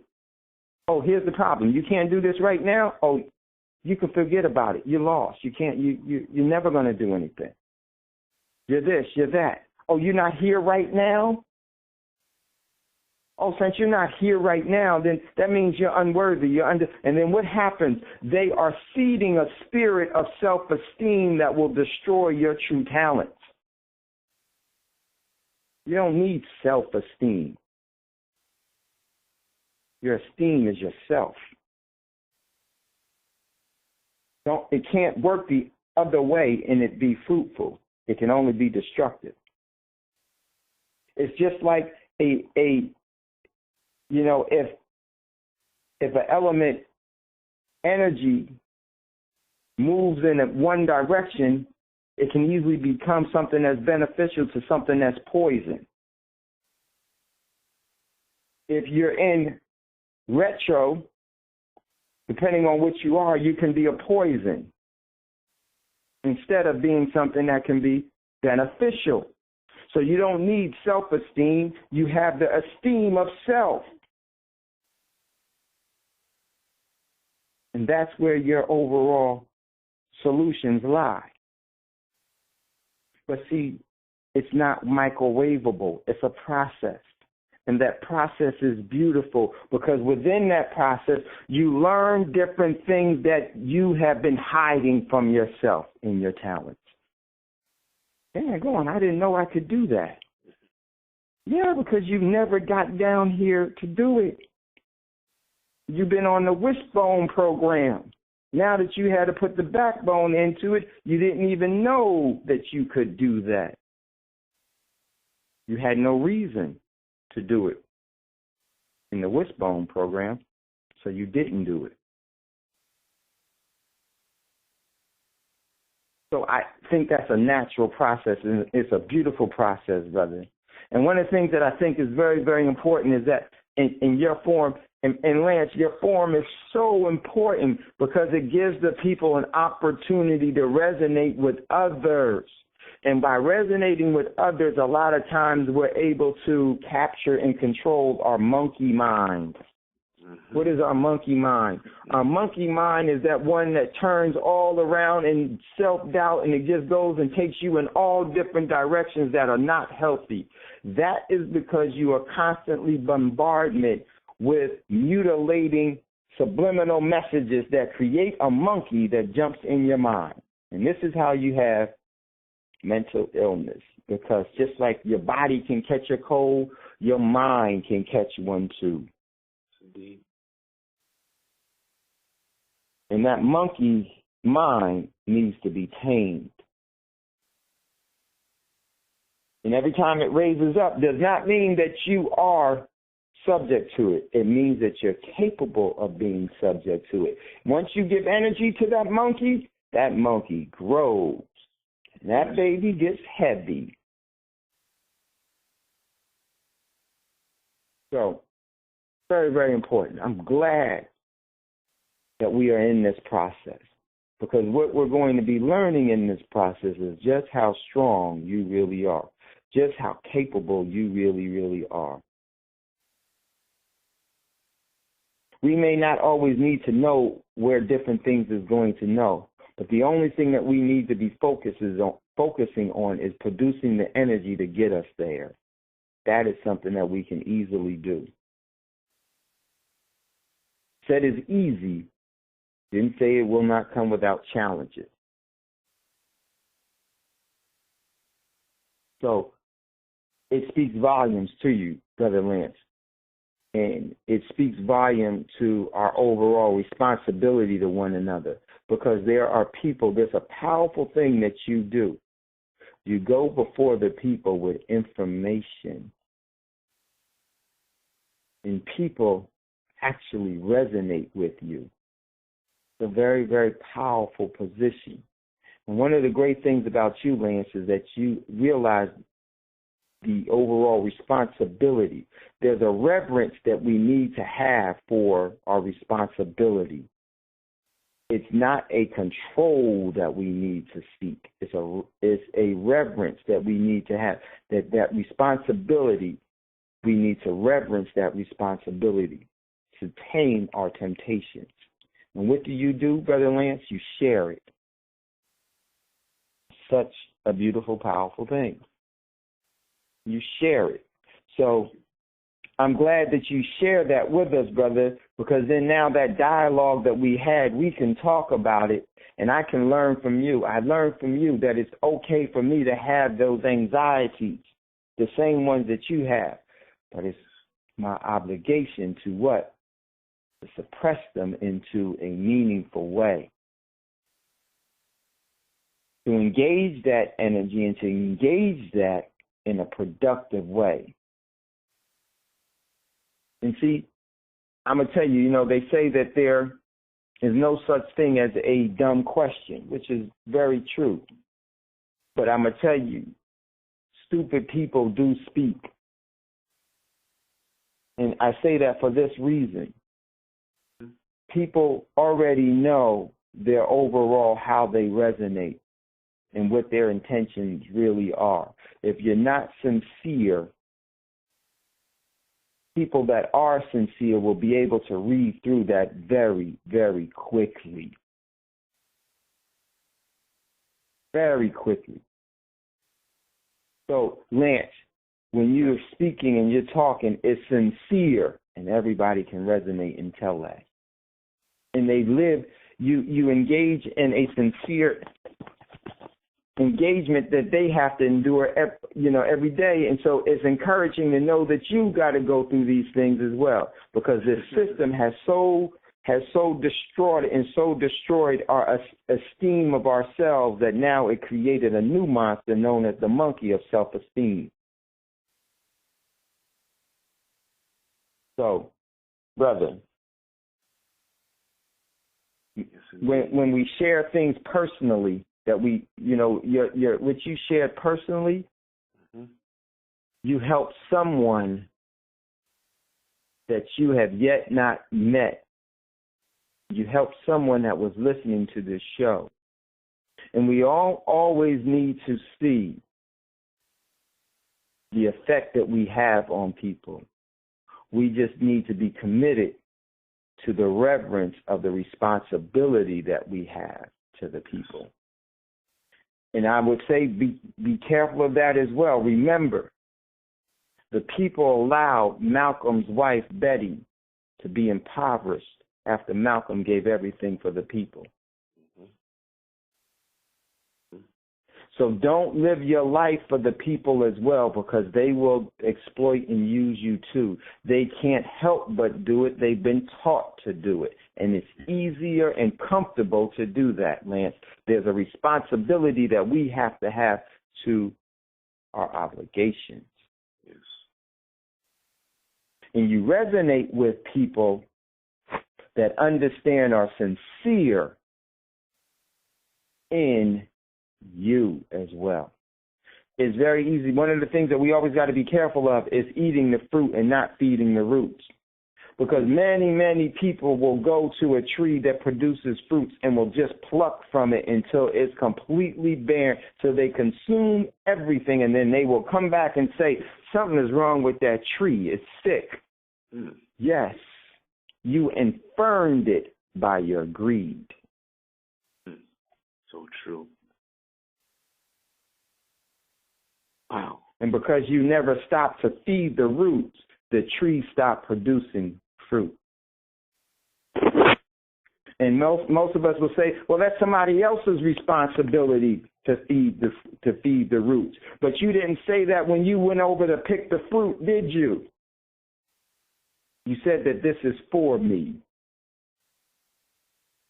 Everything is for you, even your own demise. So we must keep it all in perspective as well. I absolutely loved and admired what Brother Malcolm did and has done. But what I look at in disappointment, and what I look at in shame, is what the people have done to Brother Malcolm's family.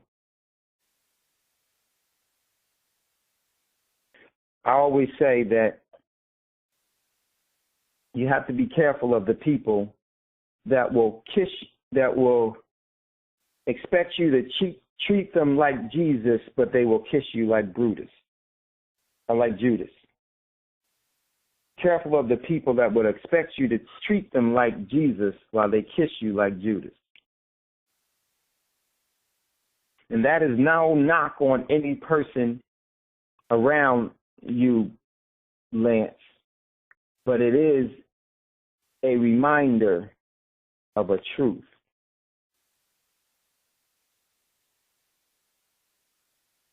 Remember our obligations. Remember our responsibility to our legacy. And brother, we do what we can. There are going to be many great people that resonate with you, and those individuals, that's who you build with, and you'll find something. Mm-hmm. You'll find that circle will be extremely small in the beginning, because there's a process to building that.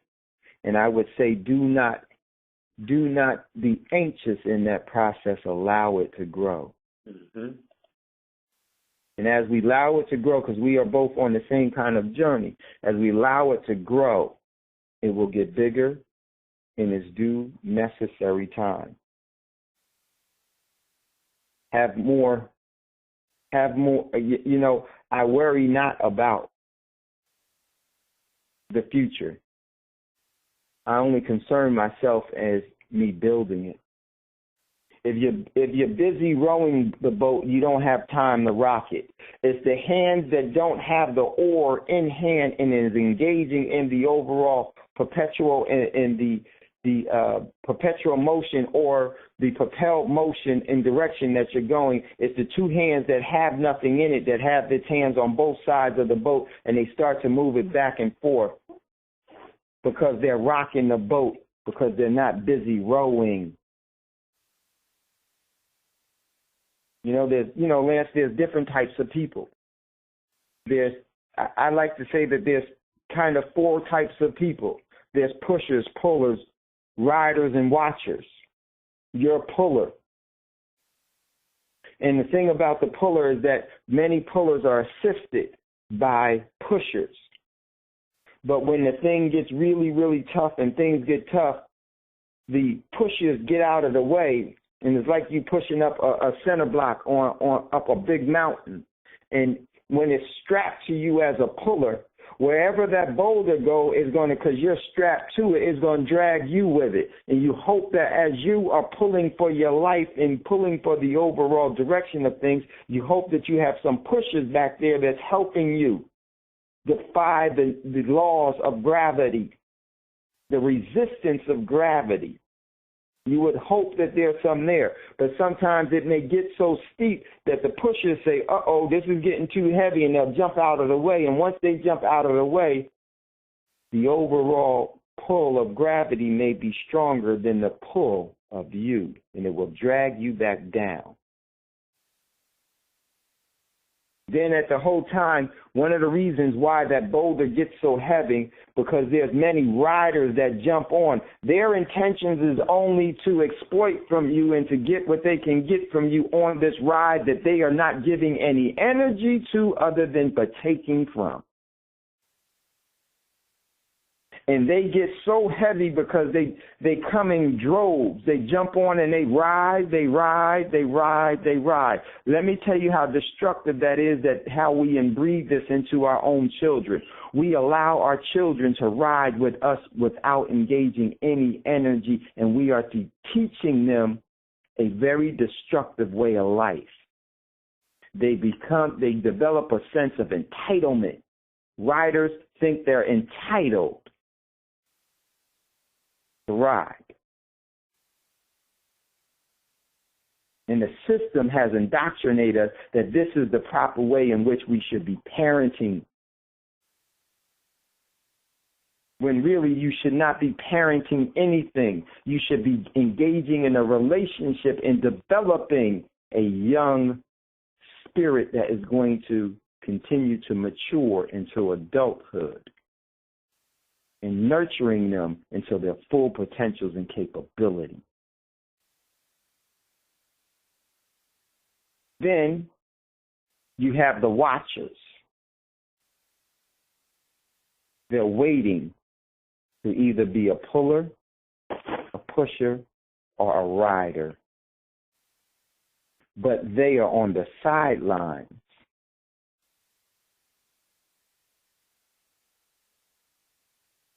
And they won't engage until they're ready to do whatever they're going to do. Is either be a rider, a pusher, or help you pull. So I like to always categorize that people, and that just helps me, so that when I engage in different people, sometimes pullers become pushers, sometimes pushers becomes puller, sometimes a puller becomes a rider, and sometimes they become a watcher. They give up. So I just think that these are some of the things that I've learned in my short years that have helped me to navigate through the process. And this is something that we all can learn. There's so many things that we can learn from each other that helps us at any given time. And that's what you do, Brother Lance. That's what we do. Yes. So we have to, we really do need to engage in things that are more fruitful for us. So I truly, truly appreciate you sharing that, because, man, you didn't have to, but you did, and it helped someone. And I think that we have to put down our vulnerabilities for the possibility of creating something greater. Sometimes it's hard to throw a punch when you're busy hiding behind a guard. You're a boxer. Let me tell you, you can hide behind the glove as long as you want, but ultimately your guard will be broken because you're engaged in a fight and you've never thrown a punch. You never calculated and moved. You never repositioned your guard to where you can put your guard down to expose and exploit your adversary's guard, or whatever it is that your objective is. Rope-a-dope is not the fact that you allow someone to, you just take the punches. Rope-a-dope is all about movement, allowing them to punch and be ineffective, and then at the appropriate time, they are punch weary, and then that's when you can exploit them. You can't hide behind a guard. It won't save you. You know that from boxing. You know that from boxing. So I really do appreciate Lance, because that helps so many people, man. That really does, and it's something that you do all the time. It's an amazing exchange, because there's so much that's given to me. Like, you're feeding me right now. There's some nights when others feed me, and that's what keeps me going. It's a perpetual motion. It's like the pendulum. It swings back and forth, and it's become so much of a part of my existence. And it's almost like having free fuel, but you have to put back into it. And so the conversations that we have and exchanges, sometimes there's no topic set. Sometimes we'll start out with a title and just flow into something else as need be. And it's just like the system, as we say, you don't try to take everything. Take what you need. Whatever you can give. Right. It has nothing to do with anything else other than the enthusiasm, the passion, the perspectives. It's very important. And so we all find ourselves in a comfortable place. Like when you invite friends over, childhood friends that knew you for such a long time, and they're in your living room, and they all know each other, and they found their space where they're comfortable. Someone sits on the couch, someone sits on the floor, someone sits at the dining table, somebody's standing by the door, somebody's laid out on the floor fast asleep, but that's where they want to go. And they found their own level. And so here we talk, our combined collective energies, we find our level. And just like tonight, like I said, I couldn't have paid a therapist to say the things that you said to me tonight, especially when I am a target. And I don't mean just by the alphabet boys, because we all are. Right. But when you have those entities out there, and this is not everyone, and this is surely not anyone who's on this live, but you become a target because they see you freely giving of yourself, and you learn how to identify what's coming at you, because there's not always positive energy coming at you. It may look that way, but to wear it as a mask, they might grab some positive energy, like that drug dealer in a shootout will grab a young lady or a child to shield them, only to get where they want to go, with no regard to that other life. So they will appear this way. But this walk is a very, very, very lonely walk. I love it. It's what I enjoy, but most don't know what goes into it.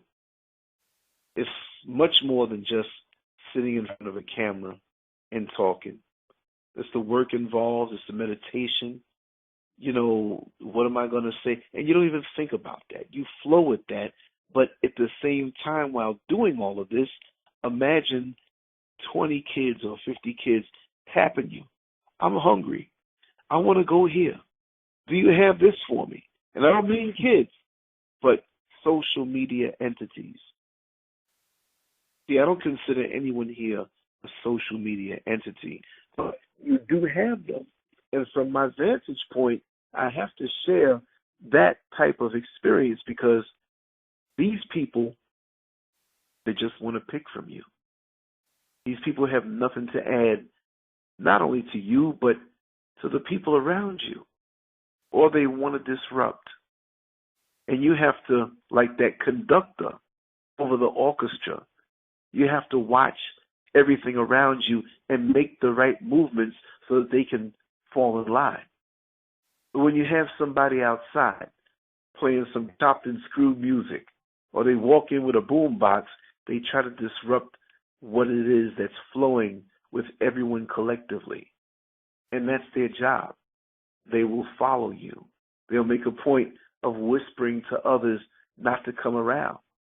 I don't desire anything from anyone except to bring something to share to make everybody else's life happy. I'm not here to try to bend anybody down. I'm not here to try to take anything from somebody or engage in gossip. I run from it. But you have these energies that do so. For everybody who's listening, just continue in your prayers because it could be very dangerous. It could be very draining. And it can also be very demonic. There's certain experiences that I've had that I'll get into detail more so another time, but this thing is real. When you put your computer on and you go on Facebook or social media, or rather Fedbook, you don't understand that you're opening up portals that sometimes and oftentimes most can't see. And you're letting in these spirits into your life in just the same way that you're allowing yourself and your intimate life to be put out there, because we now become connected in a way that we're not used to. We can observe people's lives from a distance. And most of us crave privacy, yet we put so much out there. Yes, I'm a sacrificial lamb, and I do so, but only up to a certain point. And so we have an increased level of madness and mayhem going on all over the world, and most oftentimes in our own world. And we can't figure it out. This is innocent. I'm just shooting out messages to people. But now we find ourselves feeling depressed, feeling down, and feeling weighted where once before we never felt this before. Someone posts a picture of an old boyfriend, and he's doing well, and some of the young ladies will get upset. Somebody you're not speaking to anymore because of something foolish, just purchased a new car, and now many people are upset. Someone makes some type of gain, some type of ascension, and we have strangers that get upset. So, when you have that peace of mind and you cut off from this, you'll still have certain people who will be upset. We have so many things at the bottom of our glasses. Not anybody here, from what I can see, but many people out there. And sometimes when they get on social media or have to deal with certain situations, it's like that spoon stirring up the water to see what type of flavoring was put at the bottom of that glass. And we can walk around for years swearing that we know about the character of a person, but they were never around us when they were put in a situation so that we see what's at the bottom of their glass. Glass is sitting still on the counter, and it all looks good. But what are we dealing with what's right next to us? The energy that they hold and hide from our eyes still resonates with us and can weigh us down. So when you have extreme negativity in the glass next to you, the glass is smiling. Everything's all right. How you doing, Brother Dave? But you feel this negativity, but you didn't see it yet. And you blame something else. You have the next glass, a broken glass. but the break is on the other side, and nobody moved it, so the water is still contained. So now you go after your dreams wholeheartedly, but when you're around this person, you feel a little doubt. And you wonder, where's this coming from? This can't be me. No, it's not you. It's that person next to you who had something in the bottom of the glass, so situations did not show it to you because it didn't appear. Right. Didn't stir it up. Like the old Dannon yogurt. You lose the lid and don't realize that it's raspberry, boysenberry, strawberry. You say, oh, hell, I don't like banana, but I'm going to take a chance. And you grab one where the lid fell off, and you stir it up, and now it's raspberry. I like raspberry. See? So we can't pick and choose because we don't know what's around us, but I will tell you this.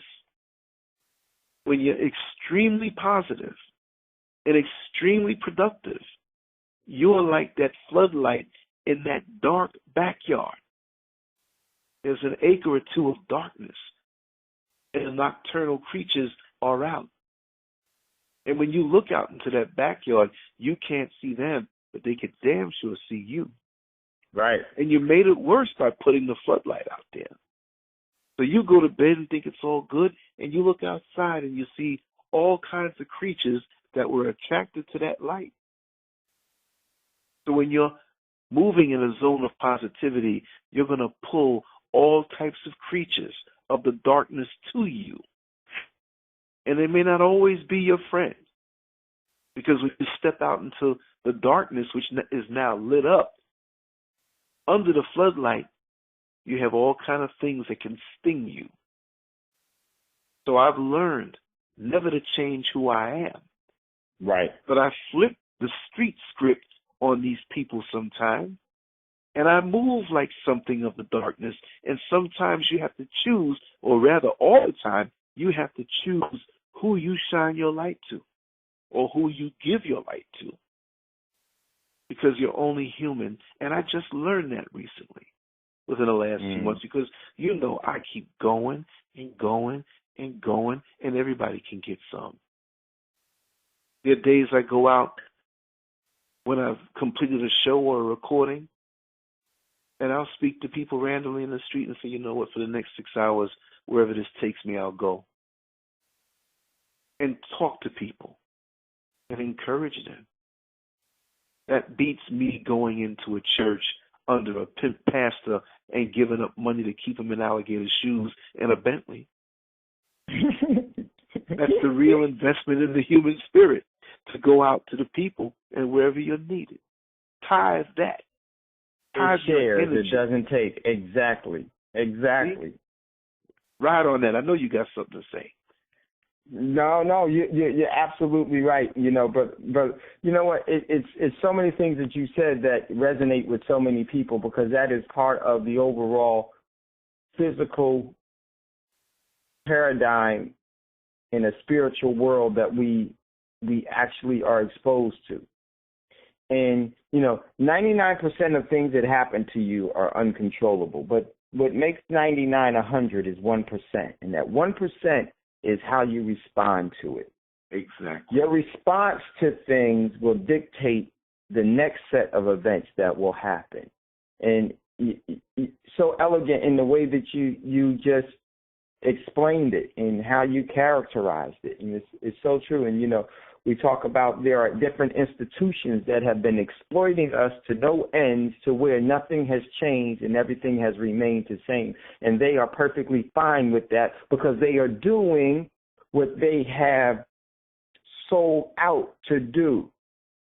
So you can never sell out of something unless you first buy into it. And many have bought into a system, so it's easy for them to sell out to it. You know, and I would always say that what you do, your true passion, Lance, is the people. You engaging in overall in communion with people. Finding out someone's name and finding out this, man, that stops Lance and that stops him. And his whole, everything lights up. And this is that's a beautiful, beautiful thing. And it's so true what you said, that instead you go out into the people, instead those that magnetize the people to them to exploit them. I would say this. I'm going to just say this about some of the things that you said. Very, very important thing. The great creator doesn't need your cash. The great creator is in love with your energy. The great creator doesn't need your assets. The great creator has created those assets for your sustainability. The great creator doesn't need your approval. The great creator enjoys your relationship. The great creator doesn't need your building. The great creator has built the universe for you to build the furnishing of it.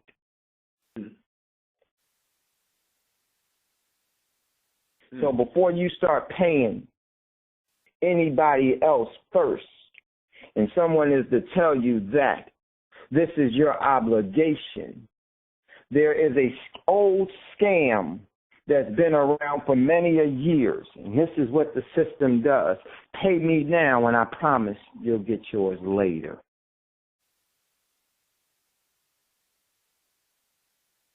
The great creator doesn't need your paper debt instruments, but there are many that call for you to render what is Caesar and all that Caesar has created. What did Caesar create? A 501(c) exemption. And when you're under a 501(c) exemption, you are an agent of that exemption. And let that sit there for a minute.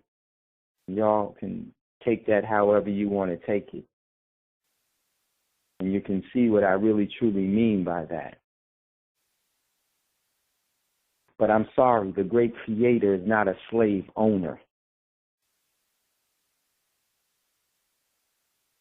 But there are many gods that rule over slaves. They're known as demigods. So before you pay anyone the burden of your labor, you better make sure that you first pay you. The first thing that you do, I always say that the wage of a king is gold, and the wage of a queen is gold. The wage of a lady and a gentleman is silver, and the wage of a slave is debt. Make sure that just because you are paid in debt, that's cash. Cash is a debt instrument. So they pay everyone that you know and I know that's paid cash is actually a slave to the economic system. Just because you're paid as a slave doesn't mean that you need to save as one. And one of the first things that one of the first rules of prudent the eco-economy, the ecosystem, is that you always store for the famine, or you always store for when the land may not produce. You always prepare for the storm before it comes, because the storm is necessary to rejuvenate the overall living paradigm.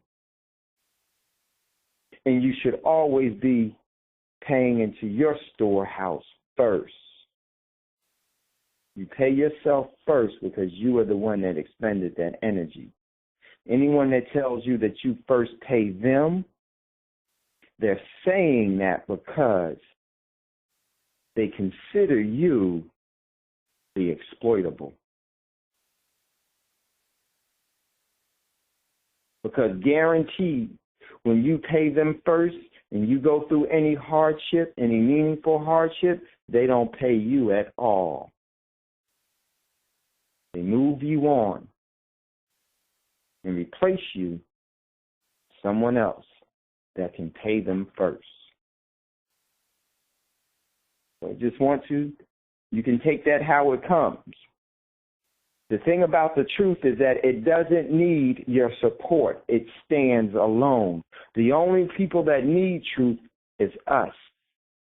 And in today's world, we celebrate lies. In today's world, we actually promote deception. In today's world, we produce deceit.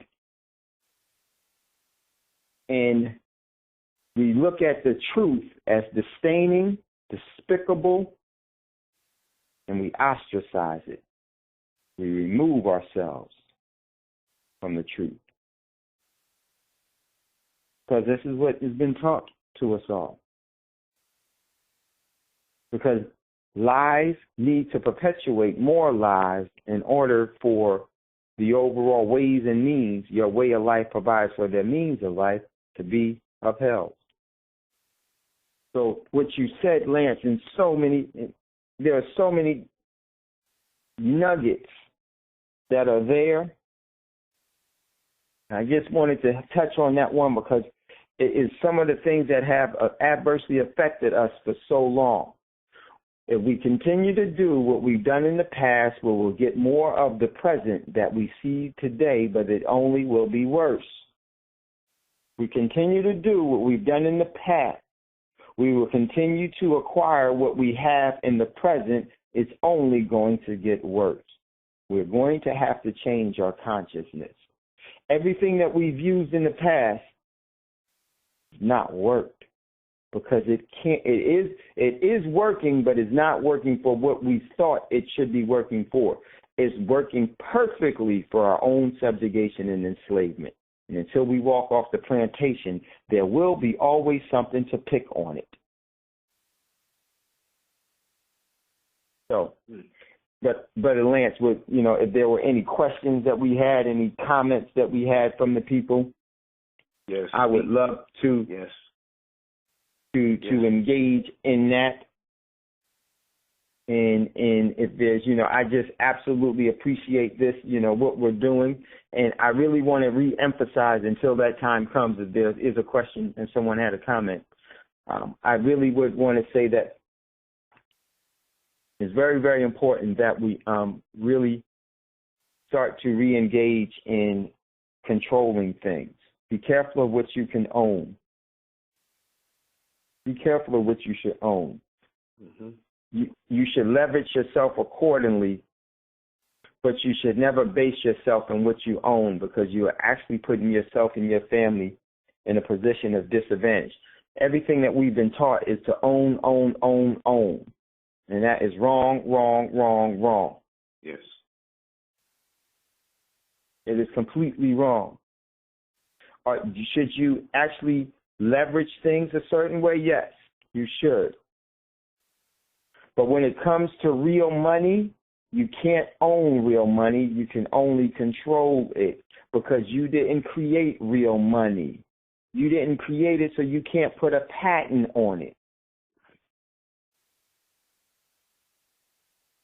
So we must start to control things. We must start to control. We must start to move into things that have historically have given us insurance and assurances of our overall economic standing that will allow us to be sovereign and independent.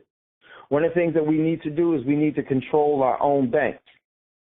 And the way that you control your own bank, ladies and gentlemen, is that you may at some point create some currency, but you don't live by currency. You're your own bank because you have assets. And when you have assets, what need do you have for a boss?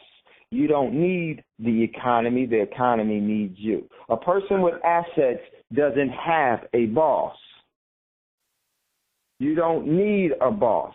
If you had assets and were able to sustain yourself, what clock would you be listening to in the morning? What alarm would you be responding to? What interest would you be bearing for someone else's business other than yours? What prosperity would you be building but other than yours? When you control assets, you don't need a boss. You have no need for a boss at all. But when you own things, you have to have a boss to maintain the overall ownership of it, because it's an inferior, weak position. And we definitely help. You know, we sell precious metals. We actually have classes for precious metals, and we teach these things, and we give these opportunities to people. And I think it's very, very important. You know, anyone can engage in that. If you got to do is just reach out to us. Reach out to us through Brother Lance. Definitely. You know, send him a message and everything, and Lance will get it to me, and we will definitely help you with that. And it's a very, very powerful thing. Yes, definitely speak on that, how you can help them so much, because what you said is so true. And for the sake of the future listeners on this broadcast, you know, just touch on that slightly more, because they need to know, because folks are so embedded in their ways and so stuck in their ways. And this is why I say that my bags are packed. I'm ready. You know, I'm ready to go. Yeah, and Brother Lance is true. Well, one of the things is that what we show our clients, we have a precious metals business, and I definitely highly suggest everyone get physical metals into their overall physical gold, silver, platinum, palladium, and rhodium. You have to, because you can't own precious metals. You can only control, because precious metals have an intrinsic value that you can't own. You can control it if you have the physical metal. Okay? Very, very important. There was one time that we were on here and we talked about Bitcoin. Bitcoin is cool, but you never overextend yourself in Bitcoin, because you can't control Bitcoin. You can only own it. And everything that you own can be repossessed from you at any given time. There you go. Your freedom. Many people don't realize you own your freedom, and your freedom can be repossessed from you at any time. You never own your sovereignty. Your sovereignty can never be taken from you if you control it. You can surrender it, but it can't be taken from you. There's a huge difference. Yes. Let me explain that a little more with your freedom, why you own your freedom. Man gives you it by its pen, by the letter of the law. And the letter of the law is always in objection to the spirit of the law. Very important that we understand the difference between the two. When man says that you have rights, rights are something that you are given to you under a contract of agreement of what they will be giving to those that they will be employing to maintain the corporation. These are the rights that you have. You ever heard of the Bill of Working Rights? It's the same as the Bill of Rights in the Constitution. That is not determining your overall sovereignty. It is what man is given to you as a form of freedom. And all forms of freedom is a measure of ownership that can be repossessed, like your car. You can own your car. You can own your home. And all of those can be repossessed from you if you are not structured properly. But when you control things, there's nothing that no one can ever take from you. Case in point, I want to give you an example of what I mean by that. We all are familiar with our cell phones. Yes. Every single person that has a cell phone has an ownership of that cell phone. They would say that they own that cell phone. If someone was to steal that from you or deprive you of it and take it from it, you actually can do a police report, and they will ask on the police report who's the owner, and you would say, I am, because you are absolutely right. But here's the thing about this. Let me show you the position of advantage and the position of disadvantage. The position of disadvantage is your ownership. Yes, you own it, but you don't control it, because the overall service provider or the overall creator of that device can cut you off at any time, even if you paid your bill. Because you don't control your cell phone. You own it. There's a big difference between ownership and control. We have been fighting and killing and trying to put our name on everything as ownership. I own this, I own that. Not realizing the position of disadvantage that you put yourself in. Case in point, you can own everything in the world, get sued one time, and you will be repossessed of everything that you own.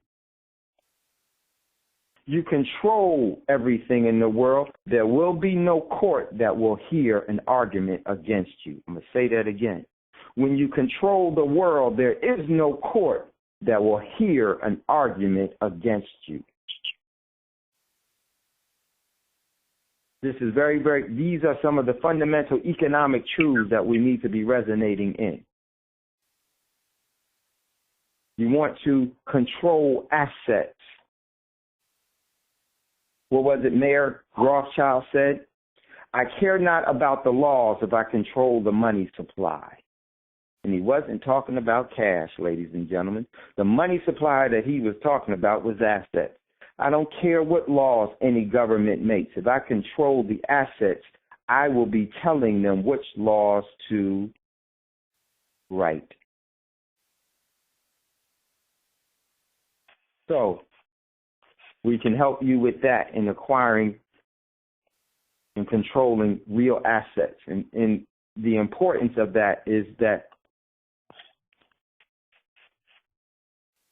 you want to be able to control assets, because by controlling assets, you don't need the economy needs you. Very, very, very important. Also, some of the things we also do is that we show our clients which assets that they should be acquiring, because the market is asking the wrong price for them.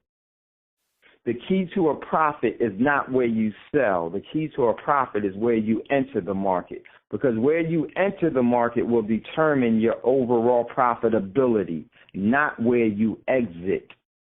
It's where you enter. It doesn't matter if you bought a home that was $1 million and you paid $900,000, then you sold it at $1.2 million. That was a profit of $200,000, maybe, okay? But here's the key.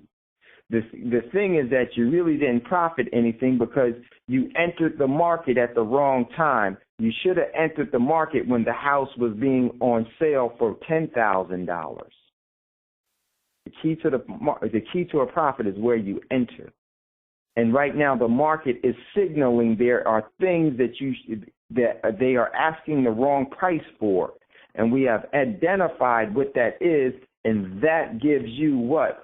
The overall potential for great profits, because you're entering a market. I always say this: you never buy an investment because you like it. You buy an investment because, and you acquire an investment, and particularly you try to control an asset investment because the market is asking the wrong price for it. There is definitely things that the market, an asset that the market is asking the wrong price for. And if you understand how that works and you are brought into that you are exposed or educated in what those things are, you and your family will actually prosper from that. This is why the name of our business is Prosperity Mint. This is why our name of our business is Prosperity Mint. So we have classes and help to teach you from that. One class is $100. There's over 16 classes, but the first 4 classes are the most important one. You can do one class at a time or however you want to do it. And if you are interested in that, you can send a message to Lance, and if that's possible, Lance, or it would definitely be better. Definitely. Yeah, because either you contact Lance, and then Lance will let me know who you are, and then we'll contact you, and then we'll assist you in that. Should you have Bitcoins? Yes, but you should, just like cash, Bitcoin and cash is no different. You should never have your savings in it, because it is a position of disadvantage, because you own a Bitcoin, a Ethereum, a digital currency, a cryptocurrency. You own that, and everything that you own can be summarily repossessed from you, instantaneously or in a process. Either way, it can be repossessed. What you control can never be repossessed from you unless you surrender it. And these are just fundamental things.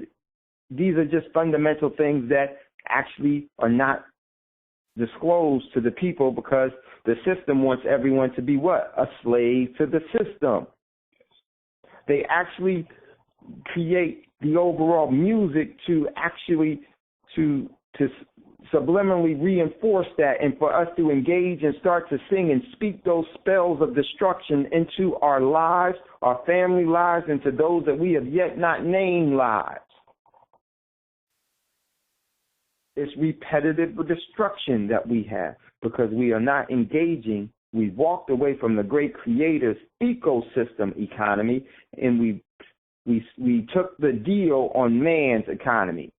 And remember, man can't live on bread alone. What is a slang for bread? Cash. Remember biblical story of Jesus after being tempted for 40 days, 40 nights? The adversary came and tempted him and said, if you bow down to me, I'll give you all of this. Wasn't lying. I'll give you the world. And the response that was said was that man can't live on bread alone. What is bread? Bread is not a natural food. It is actually a manipulated food that has to be baked into existence. The real sustainable food are all natural foods from the fruits and berries that the great creator has put here for us to consume for what? Health, prosperity, and longevity. This is why we're dying. This is why we're poor. And this is why we have no prosperity to pass on. Because we've taken the bread. And what's the slang for bread? What's the slang for cash? Is bread. Didn't even notice that bread correlation. You got my bread? So these are some of the things that we can definitely help you out with. And you can just easily contact us by way of Lance, and we'll definitely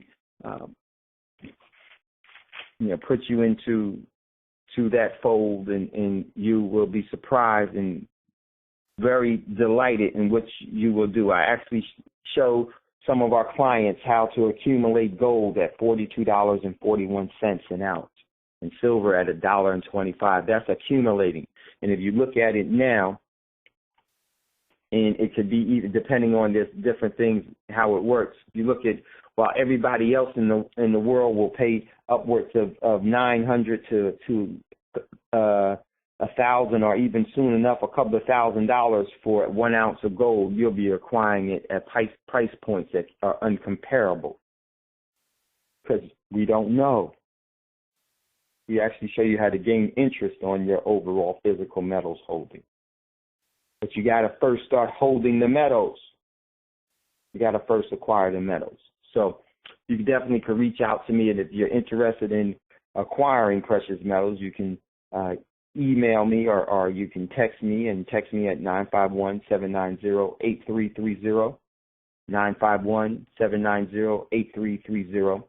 And then I'll leave your name and number, and I'll definitely, when you text me, let me know, and I will definitely give you a call and help you with that, and to explain to you what we do. And also you can go through Lance, and Lance will make sure if I said the number too fast, Lance will get you in contact with me and to help you with that. Lance will reach in and will definitely help you out with that. So that's what we do, Brother Lance.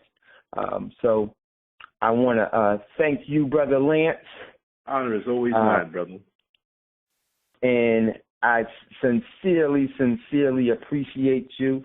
And the reason why we're talking about this, because the untied states of America is here, and if we position ourselves accordingly, you will be able to reestablish the prosperity that has been lost, because in this manipulation, there is also escape routes that will have to be created in this overall methodology, and I would definitely say make sure as this wealth transfer happens, it's not sweeping yours away like it did in the black community and in most communities in 2008. There were so many people that lost their perception of wealth and that overall erasing, but that was only the prelude to set you up for the great fall, to where the Foxcoms of China will be here in the United States, and we'll be working at manufacturing facilities, paying off of the debt that is owed to the rest of the world, just like the Treaty of Versailles,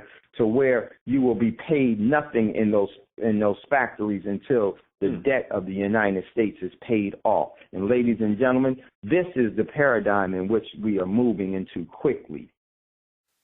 You can ignore reality, but you can never ignore the consequences of ignoring reality.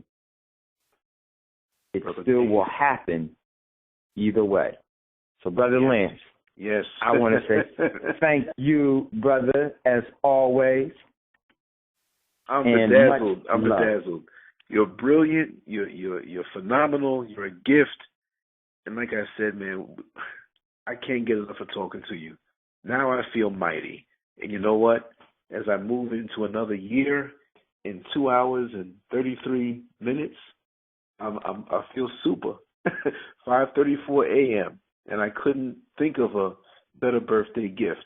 That's when I turn 54. And when I wake up, I'm going to wake up refreshed. My voice is a little hoarse. Don't pay that no mind, because everybody knows I talk a lot. you and me both. And I want to say happy born day, my brother. Enjoy it with your beautiful queen. The picture of you and the sister, my sister. Yes. You know, I can't wait to meet to where we all can hang out. And yes, let me tell you, brother Lance, it is the most beautiful thing to see a relationship of peace and love, because the harmony which is there is sincere. Many travel to all different diverse places and give up much treasure and give up much sweat to obtain that. But it's not something that you can buy. It's something that you have to surrender to. Exactly. Love is exemplified. True love is measured not by what you take. True measure of love is what you give. And you two give so much. And that communion that you have is constantly given. You can see the overall radiant rays of love continue to go back and forth each other. That inner connection that you two have has been priceless, and it's been a work in progress. You've chosen to be there. And seeing you and the Queen, I love you and can't wait to hang out by way of you coming to FEMA region number 6, or I think you guys are in FEMA region number 5. No matter what FEMA region that you're in, we will still converge. And much love, much respect, Brother Lance. Thank you for having me on. Thank you so much. And I appreciate you. Give me a call. Rest your voice. Rest yourself. Enjoy this moment in history with everything that you love, because that's who you are. And this born day was a great day that you came and actually became a fortune that we can share with everyone. So much love, much respect, Brother Lance. And then we'll stay in contact. Give me a call from time to time, and let's do it. We got to get you on Tando as well, because I know that they miss hearing from you too. So give my regards. Give a hug to the Queen. And give a sincere bow to her, because she is worthy of that respect. Indeed. Thank you so much for much love. And much love. And to those who are on, yes, thank you so much, Brother Dave.